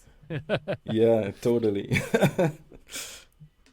And Balbi, we are already like an hour and 40 minutes into it. Oh my God! Sorry. Yeah. No, that's great. No, I am for at least an hour and a half, and if I can get more, the better for me. I love long format conversations because we can get deep. We can talk about stuff that really matters to us, and not just stay on the superficiality of the subject. Because you do a lot of podcasts. I sometimes go on some too, and sometimes it's always like the same questions we answer in 15 minutes, and it's everything the same. So here we try to get into this talking more detailed stuff, and what would you be your weirdest favorite part of caves and hacks for you? What is the weirdest and your favorite part of everything that you've done for this game and this game first, and then we talk about your weird and favorite thing about the play style of Oil Fantasy. The weirdest thing about this is the way Caves and Hexes is online. He's just like a regular retroclone on the internet. We put that with slight modifications on the game to embrace Oil Fantasy, but it's from I don't know, it's 4 years old, and it's not representative of the game nowadays, right? So it's very funny because we're using this system that is like a retroclone at this point on the internet, but the way you use it is completely different. So we're using a virtual simulacrum of what's online, and it's very funny because the community knows, the community plays, the community knows the difference, know what they are using from there and what they need to use from the campaign we're playing. That is Biergotten. That has a lots of stuff created there that we use on the campaign, and we don't use anymore what's on Caves and Hexen sites. So it's funny now we're using a virtual system. It's not a system anymore, but we have consistency, and that's weird. How we are reaching consistency. Talks about this, about the ideal rooms, which would be like the formal rooms, like in the manual, and the actual rooms, which is the rooms people actually use to play the games, and sometimes how they are different, and sometimes how this can change, like in the middle of the game, like we're playing ball and say, oh, now we're using rooms from Rafael rooms. So and everybody understand what that means, and if we're playing like the same game, but we're playing with me, like, oh, we're playing Diogo rooms. And it's slightly different, but we all understand. Like it's the same game, but it is not in a way. It's like poker. We have formats. Yeah. And do you think it's kind of unified? Like everybody that's playing Caves and Hacks, using that old manual and using Biergotten, plays according to Biergotten, or there's like kind of spectrum of difference between the original 4-year-old rules and the stuff they're doing now with the campaign? Or like everyone that's running is on the same page about the changes and the way we approach the rules and the mechanics is that we use it not in tools. We don't use rules as tools exactly. We use a slightly different approach, that is rules as a Swiss Army knife.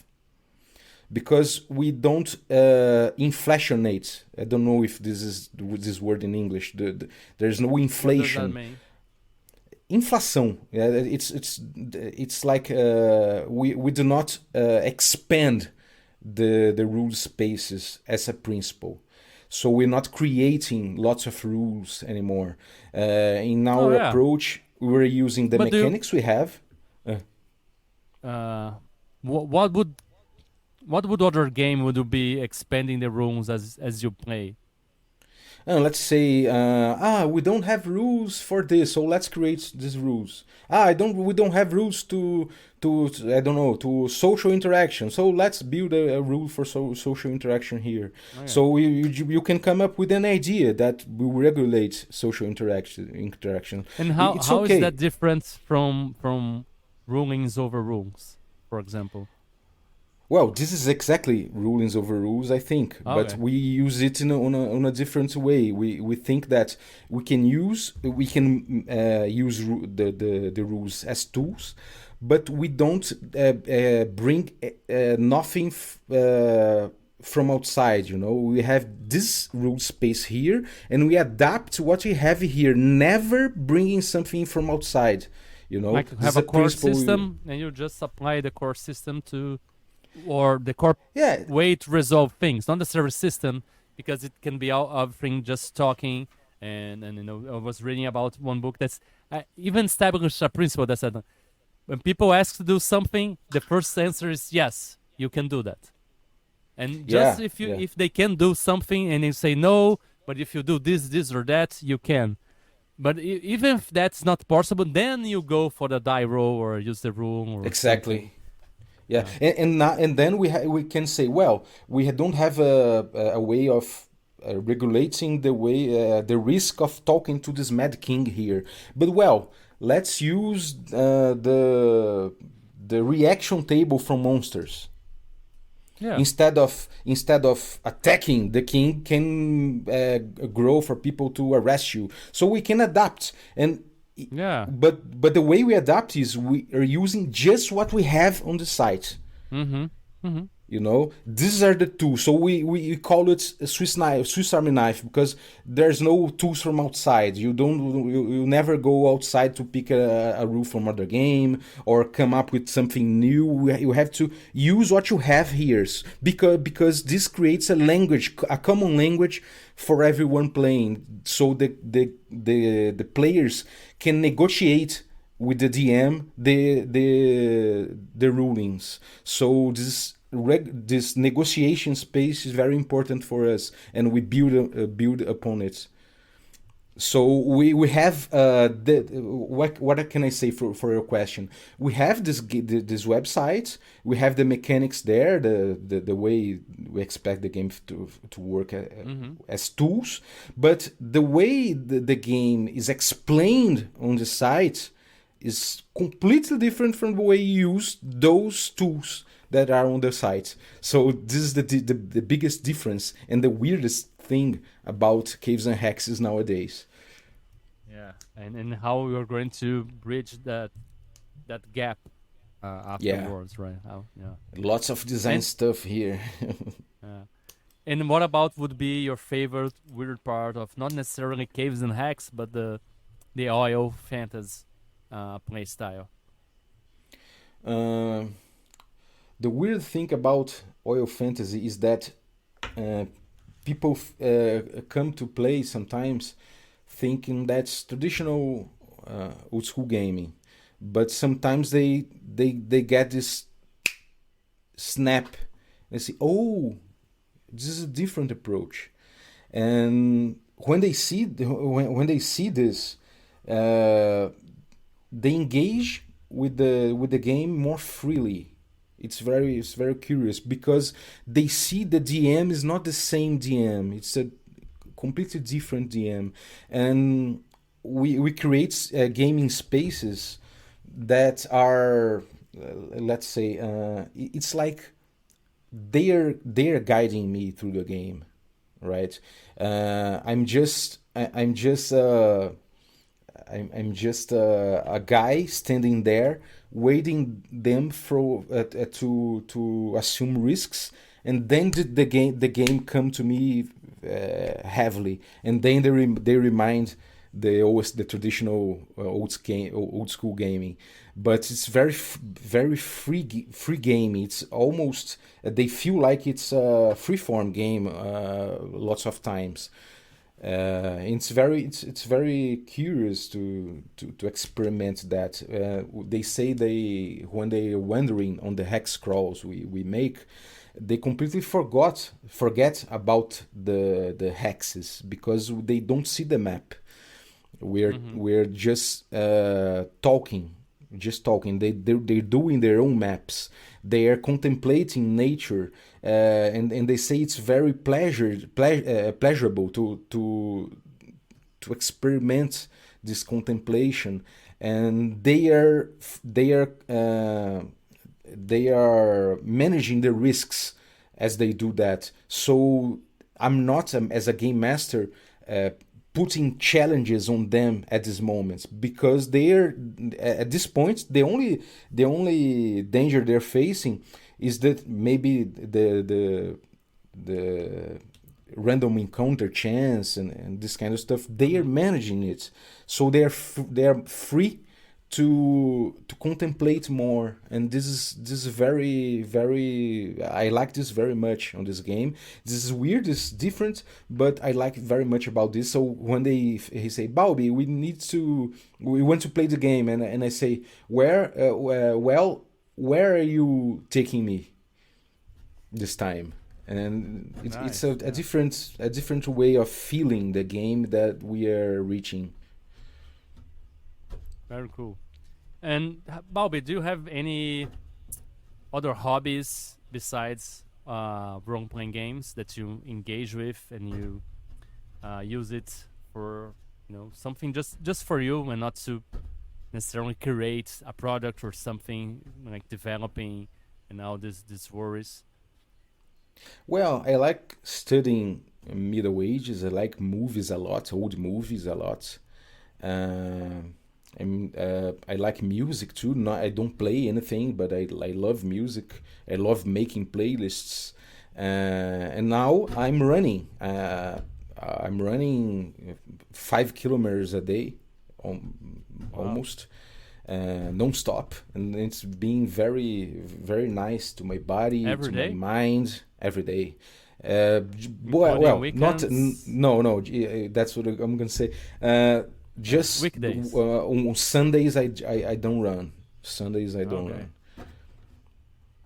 And did you notice when did you start doing more regular exercise and running, and how did that change your life in a way? Like how did it affect you, not only like the quality of life or the way you approach your work too, like creativity and gaming? Did it have any effect on this part of your life too?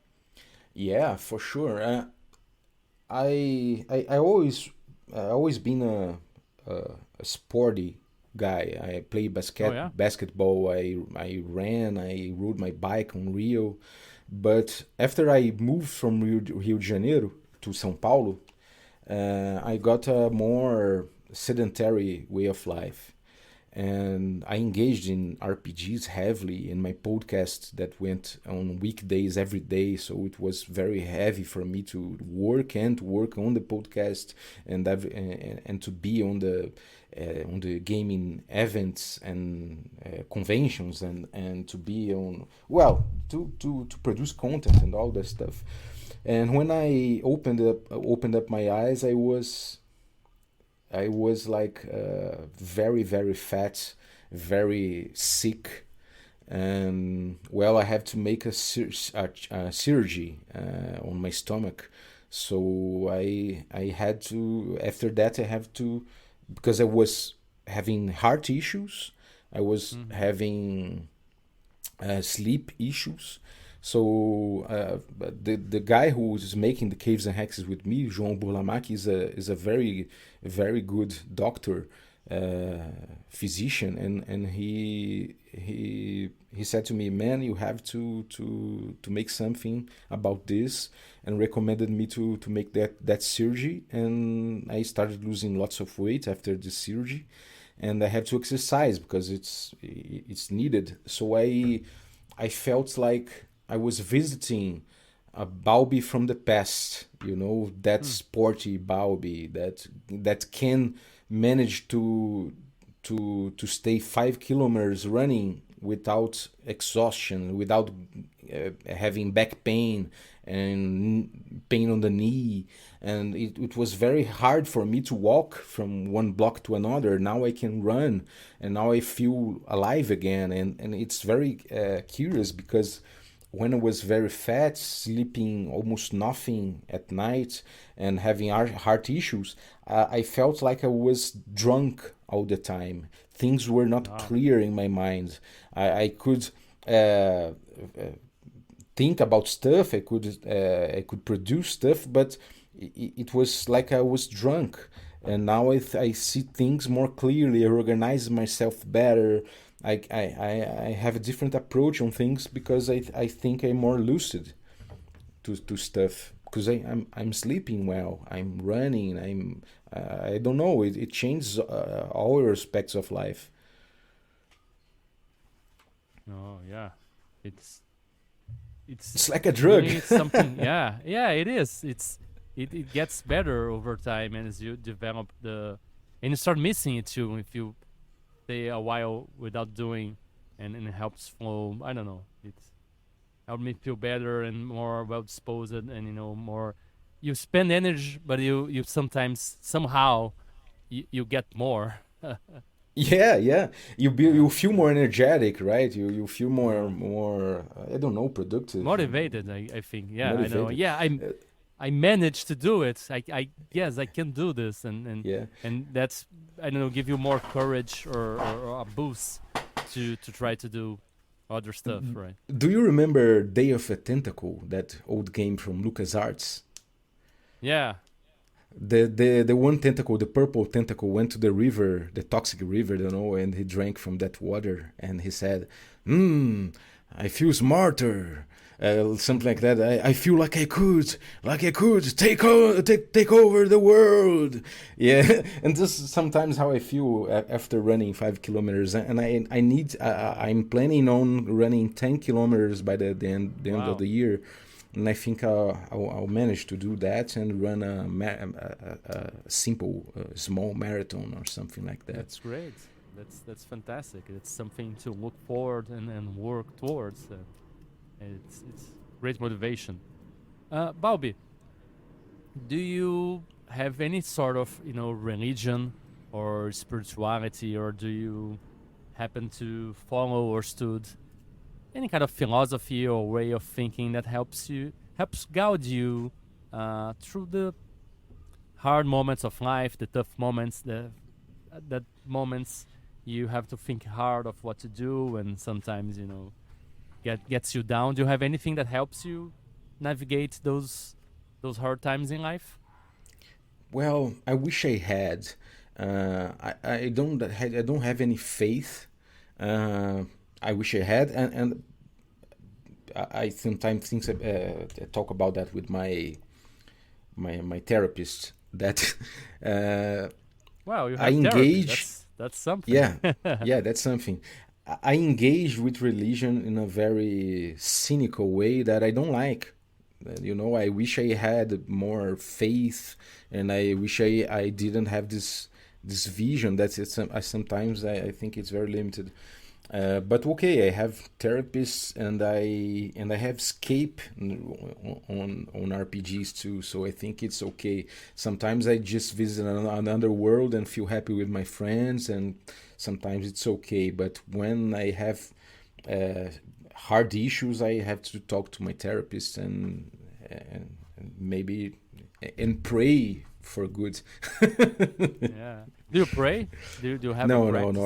I don't have no meditation. I don't pray. I wish I could too, but I tried. Have you ever tried meditation? Any kind of mental health kind of trick that we learn over time? Anything like this? Any practice?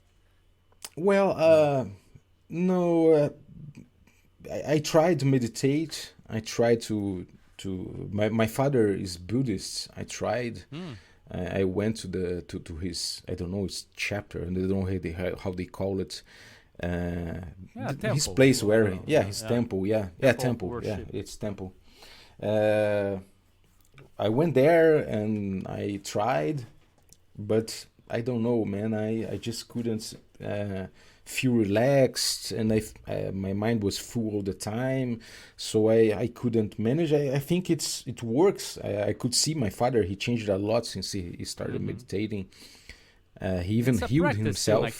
the first times you feel like you're doing everything wrong, you think a lot, but I think even that, if you do that and overthink the meditation, it still helps you in a way, like, and Yeah, over yeah. time it gets better, I think.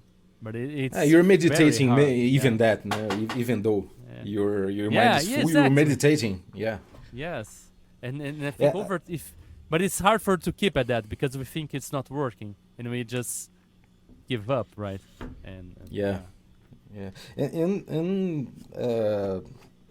I think for a certain period of my life, too, drugs helped a bit, marijuana yeah, I was and gonna stuff help like that. ask about this Yeah. too. Like, do you have any experience with mind altering and perception altering experience? Even can be through medication, or hypnosis, or even drugs.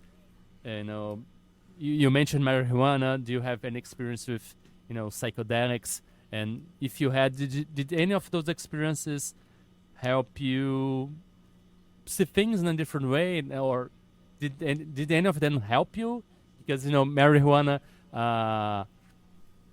I did it when I was a teenager, but I didn't know how to do it. I didn't like it. I do nowadays. It helps me a lot with anxiety, and helps me. It became a moment to connect with my wife too sometimes, and it can be beneficial. Like every drug, like coffee is a fucking drug too, and people just talk about Yeah. drinking 10 cups of coffee a day like it was That's me. nothing, right?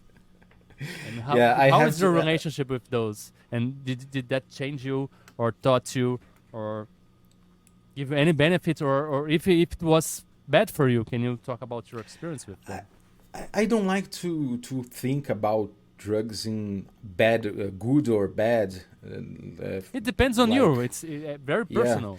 It it's can the be, it's the it can save someone and it can screw someone too. yeah, it's both, right? Yeah, Yeah, I don't think it's it is you. It's not a drug. It's you. yeah, it's your moment and the way you'll be altering your perception, and it's good for one side. For the other, it's not good. I had lots of experience with psychedelics, mushrooms, and acids, and we had a bad trip. Me and my wife. It was very life changing. This bad trip. That Yeah. of course Can you because share just it had a a small bit about it? How what oh was it, man, and we how bad and we just how cooking. transformative it was? We're just cooking at home, and we said, "Oh, let's drop this," Mm-hmm.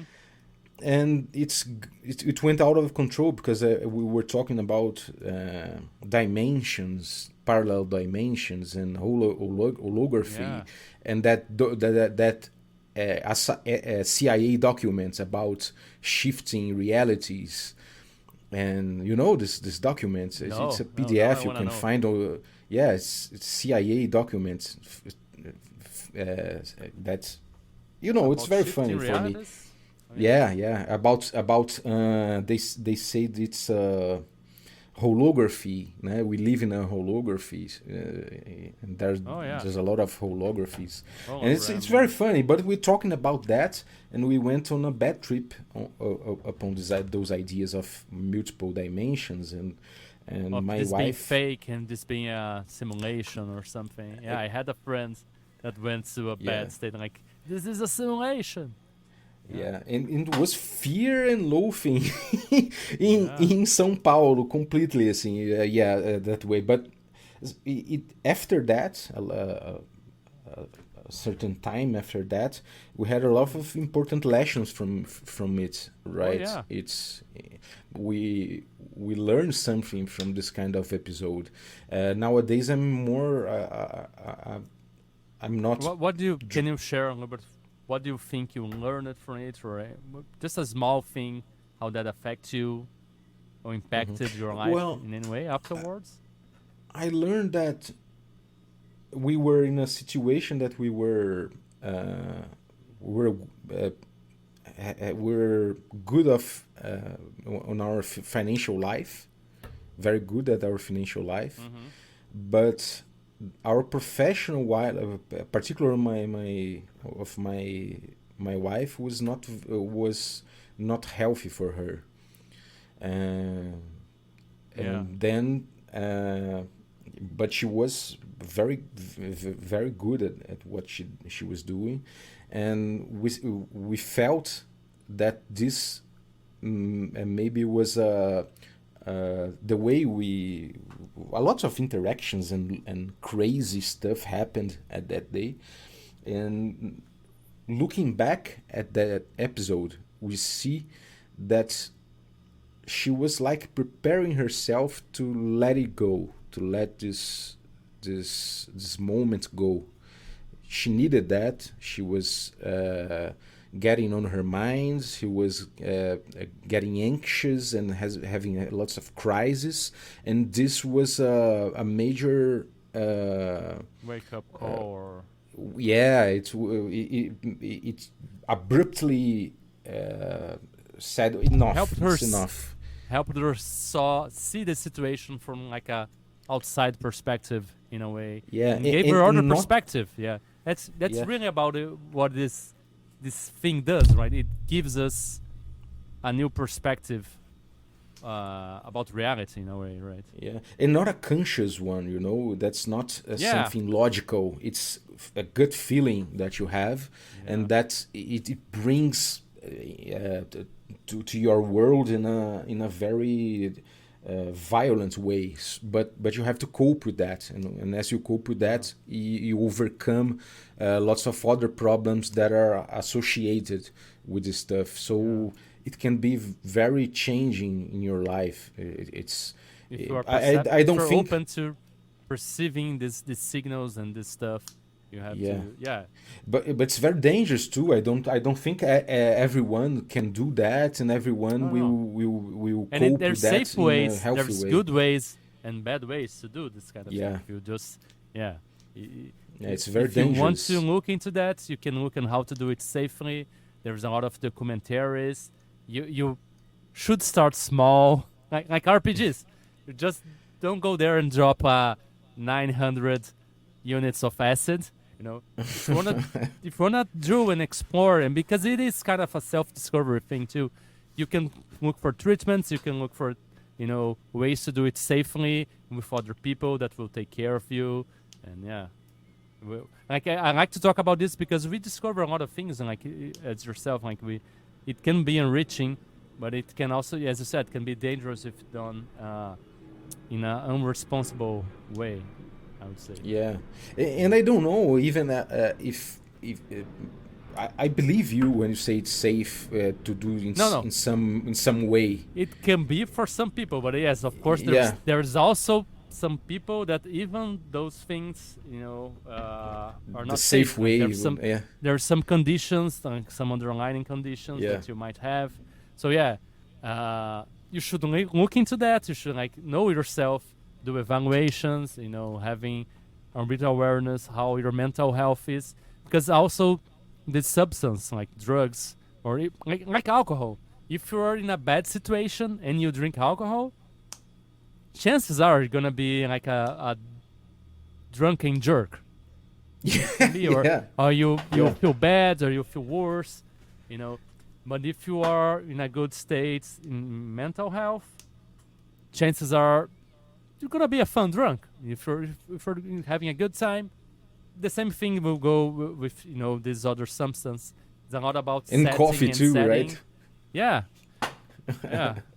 Yeah, I'm anxious. I'm an anxious person, so I have to watch out how much I'm drinking of coffee.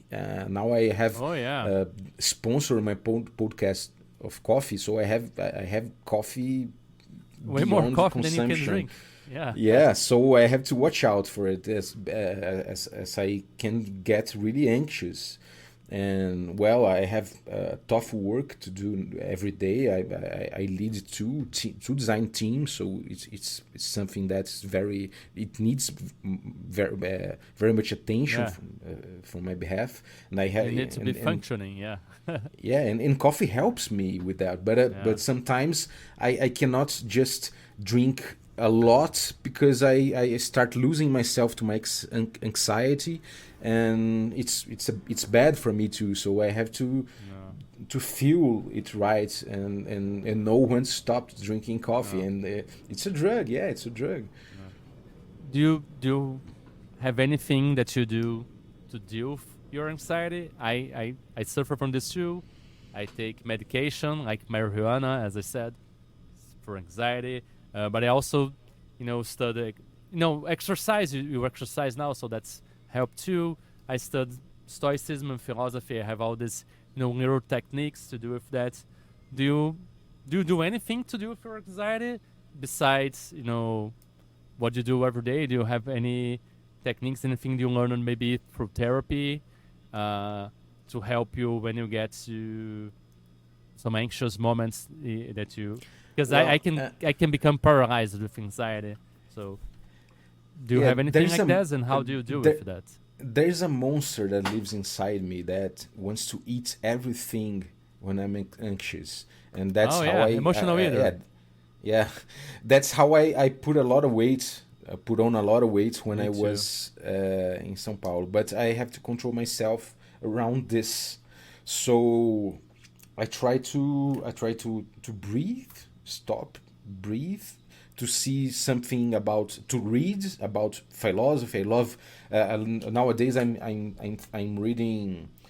I already read, but I'm reading again with more attention on Aristotle, because of oil fantasy, because I use mimesis as an important concept on my playstyle. So I'm reading philosophy. I love it. I read about Middle Ages. I love it too, and this calms me down. And I like to listen to music and creating playlists. It makes me away from. It's my Kokomo, like my RPG is my Kokomo too. The place we go to relax and forget about stuff. And our bunker. The I love that. Life. Yeah, and now nowadays I'm watching soccer. I'm a Flamengo supporter, but I never paid much attention to soccer. But now in São Paulo, I have a lot of people from other teams, supporters from other teams in São Paulo, and I felt a connection I never felt before with Flamengo, and I watch every game, and I read the news about Flamengo. Oh, they are hiring. That player. Oh, it's cool, but not in a fanatical way. But it relaxes me. I love when my team loses, and I go to YouTube channels from people from Flamengo. There's let's blow up this. They're do you like that? Completely pissed off. I like to watch them pissed off about something they love so much, not in a sadistic way, but I like feeling the passion they feel about something. You know why? You know why it's that, right? Because you're old school game master, so you like to see players losing. So that's in you. That's it. That's in your heart, I don't feel those guys are less of a human person because of that. I think it's cool actually. I don't feel the way they feel because with soccer, but a meaningful play like games. We're game designers, and in a game made that person feel that way.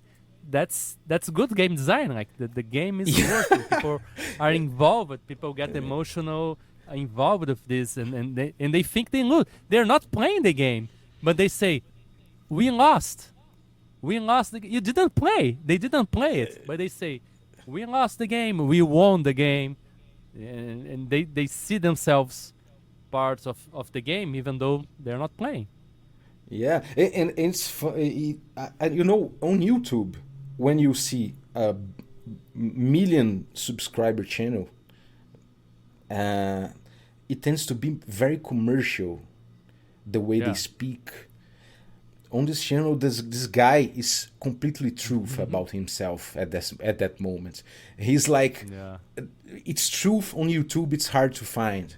So this is a big. Those are big channels that you find a guy completely truth about himself at that moment. So this is something I admire a lot. Yeah. This is something I admire a lot. And Balbi, now we're getting to the end of the show. I have just a few more questions. They are more whimsical, more like funny, to get to know more maybe about your personality or your tastes. And so, if you could dream about anything and remember it, what would you dream about?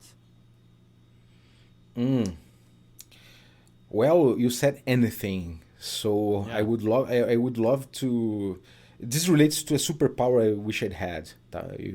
I wish I could. Yeah, that's another question. Like, if you could have any superpower, can I join those questions? Sure.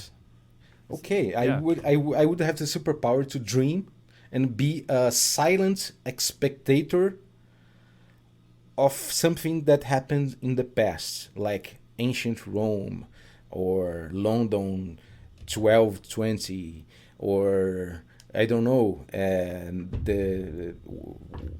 when the meteor Napoleon or the dinosaurs. Yeah. I wish I could be a silent and a ghostly presence there, unaffected by surroundings, but who could witness this kind of stuff, dreaming. I wish I could dream on the past events on Earth.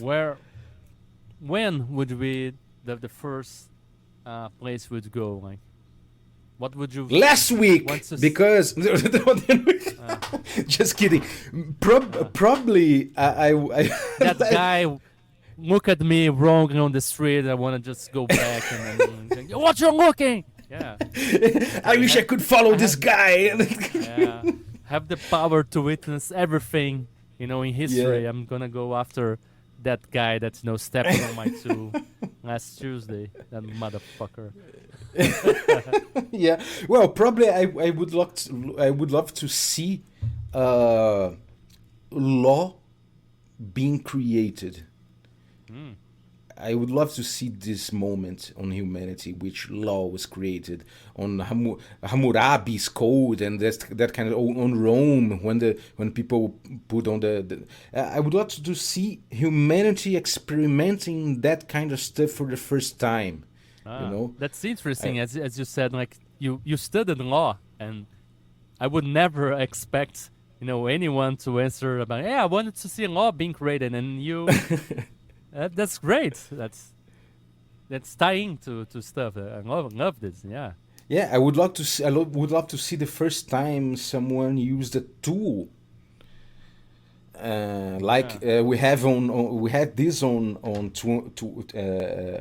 Kubrick's Space Odyssey 2001, film. yeah. 2001, and it's for me it's very crucial for me in my life to watch this moment imagined by Kubrick, and I would love to see this when it happened, when it started to happen, when someone used something as a fork, I don't know, or as a club, and watch this developing, and I don't know, lots of stuff like that I would love to witness, or maybe the smell of frame of I don't know of the Portuguese when they came to Brazil and they were in tropics with heavy armor. This smell would be so months on the sea. Yeah. This that movie from Herzog, the Aguirre. God's Wrath, something like that. Aguirre is the name of the movie, and it pictures a noble from Spain that came to Amazon with horses and preachers, and man, it was very realistic, the movie. And it's, this guy on an ambient so rich, but he couldn't enjoy this place because he was from completely alien to that place, and it was very enjoyable for us here in the south of the world to see this guy. He and his guys being hit by arrows and stuff from the middle. Struggling. It's very good to see, and I would like to see sometimes to feel the smell of those guys, how they were suffering on rivers and humidity and that kind of stuff. I like the details of this stuff. Nice. Or know how was the face of Charles Magne? Oh yeah. Napoleon, how he looks like. Probably all those statues are probably completely wrong, and it's fun to imagine. Rafael, if you could, choose any fictional setting, world, universe, anything from either games, movies, fiction, comics, anything, and you could live in any of those fictional worlds. Where would you live, and who would you be in that universe? Man, I'm dreaming here. I would love to be in a world. It's not completely true, but I would love to be in a world completely devastated.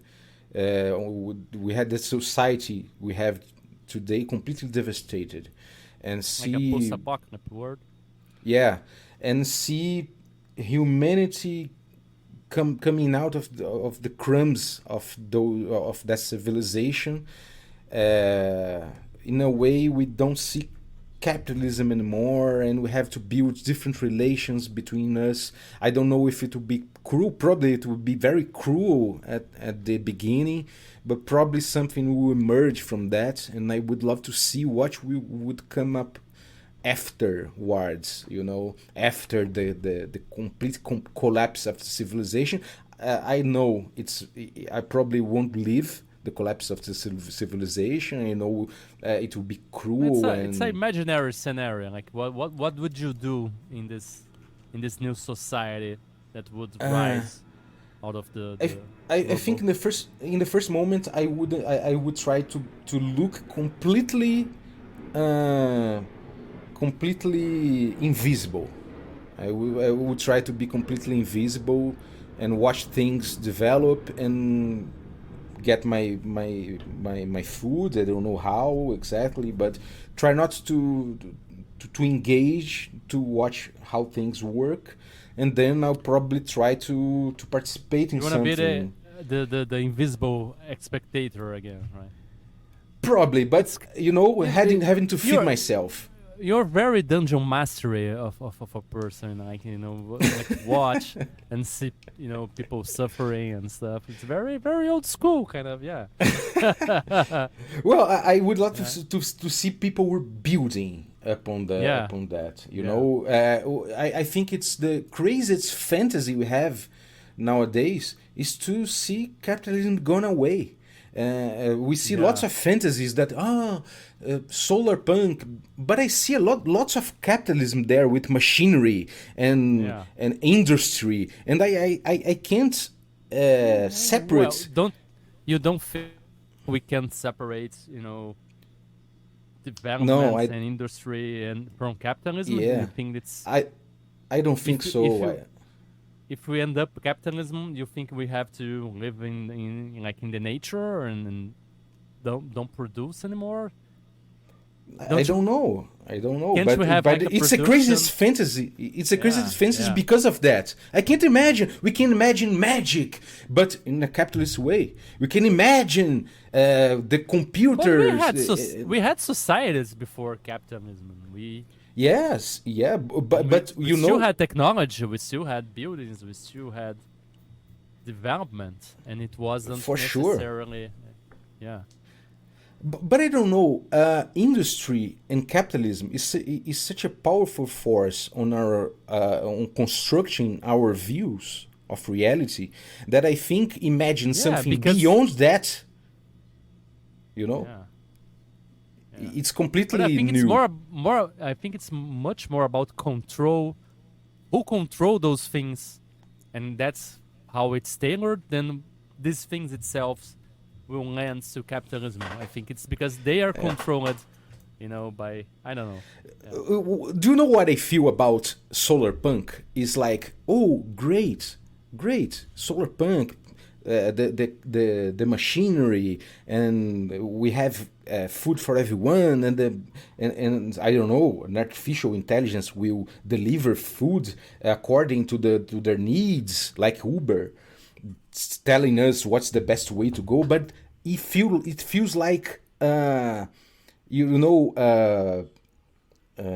Twin Lazy Peaks. solution. You know Twin Peaks. You see this tiny town, the first episode, everything looks fine, but you know there's something rotten underneath.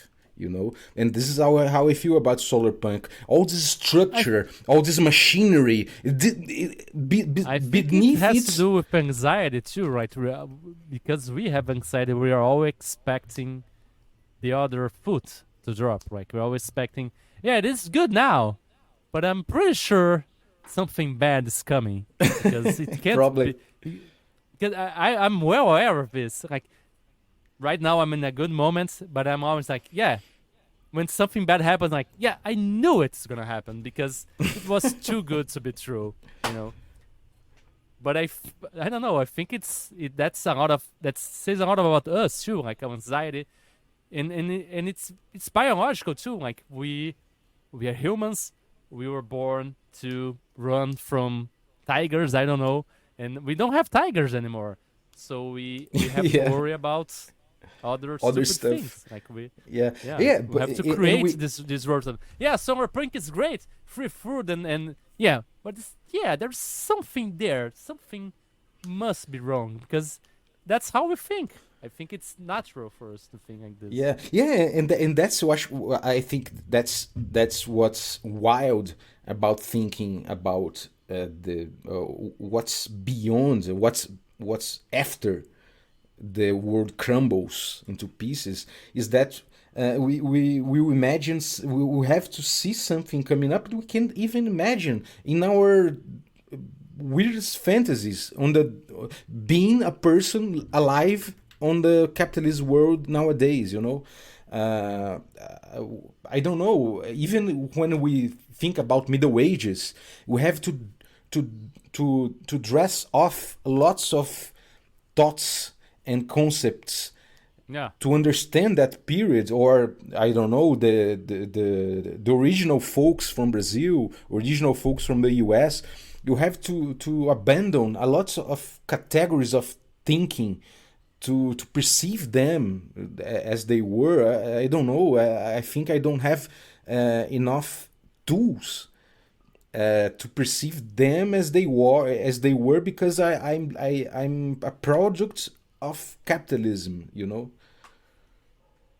Yeah, I know, but I hope we don't have to, destroy everything to understand this. I hope we can maybe understand, study this thing and understand it, I don't know, before destroying it. Even when people say tell, oh, I was a very communist person, active communist person. I remember some of our grandfather. talks. Yeah. Yeah, my grandfather was arrested because he was a communist, and this is very present in my life. But also, I think that communism has its own dangers, and I don't think this will be a solution because I see industry and I see control of people's work, and that kind of stuff to happen, and I don't think this be good at the end. Well, I yeah, it's imperfect, and it was a model that was actually supposed to be temporary, right? Because that state of communism, that states controls everything. It was something that would be before it was giving back to society, and I don't know. That bureaucracy was never. Yeah, I'm still kind of hopeful that went wrong because of the dichotomy that was created. That it's us against them. It's capitalism versus communism, and they can't coexist. And that's great. I hope.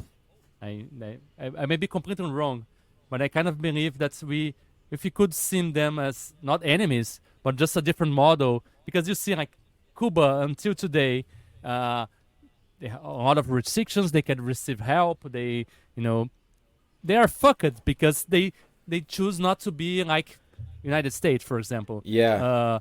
But they have one of the best educational systems in the South America. Healthcare.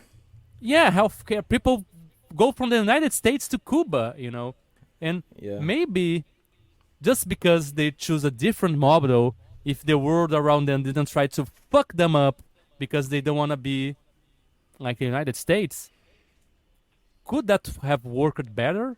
Could they have Probably more access? Yes, because they say, communism doesn't work, it's shitty. Yeah, because if you try to make it work, people will fuck you over. Of course it doesn't work. The greatest nation in the world is not interested to see this kind of more equalitarian, maybe more fair work model to work. They don't want that. And it's really hard to make these things work if in a global society that we know everything is interconnected now, and if you have an active, very powerful group of nations working actively to fuck you over, you can have a great model, but it won't work. Yeah. Oh boy, I wish I was witnessing the Cuban Revolution with Cienfuegos and Che Guevara and Fidel Castro. Yeah. Man, I wish I was on the boat when they're approaching the bay and came in with rifles and take over Cuba. I wish I was there. And Balbi, last questions. We're like 2 hours and a half here. I'm loving this. But it's Sunday. We have stuff to do. You too. Yeah. So, do you remember the last time you felt really, really happy? Just grateful for being here and being alive and being you. And if you do, can you share with us when was that and what is that you were doing when you had that sensation? Man, I married last November in Rio. It was the hottest day of the year, like wow, 43 Celsius of temperature sensation. Like it was very, very hot, and it was the best light I ever saw. It was a golden hour for the whole day for us. And we married, and then we had a pool party, and it was beautiful. It was the happiest day of my life for sure.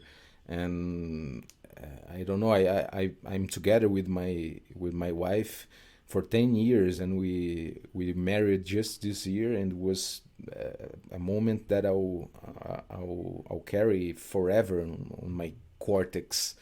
I remember with details, everything. It was so good, man.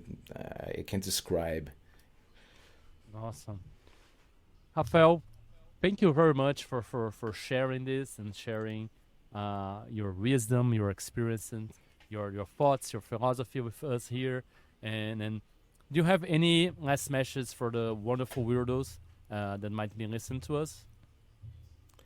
Well, pay attention to the questions that people make. You will learn more from their questions that you learn from their answers, and this is, for me, it's a source of life itself. Question those things. Think about it. Don't give up. I think it's very important. Great. That's a great attitude and a great way of thinking about everything. Like, question your assumptions, the things you think you know and you already do, and be be open to different answers to old questions. And then as we talked about having new experiences and even psychedelics, it's all about different perspectives, right? And seeing that sometimes a problem or even a game that's used to play one way can be seen in a different light, and then experimenting. Totally. Yeah.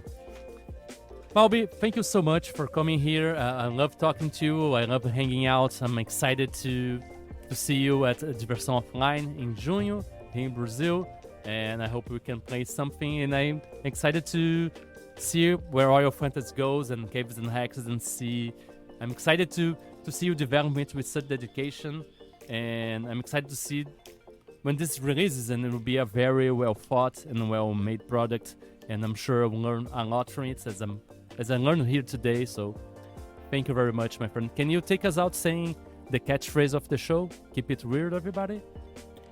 Keep it weird, everybody. Thank you for listening to Weird Games and Weirder People. If you'd like to keep up with the show, please subscribe to be notified when we release new episodes. If you'd like to support us, please leave a review or head on to code-fi.com/WGNWP. See you next time, and remember, weird is the new wonderful.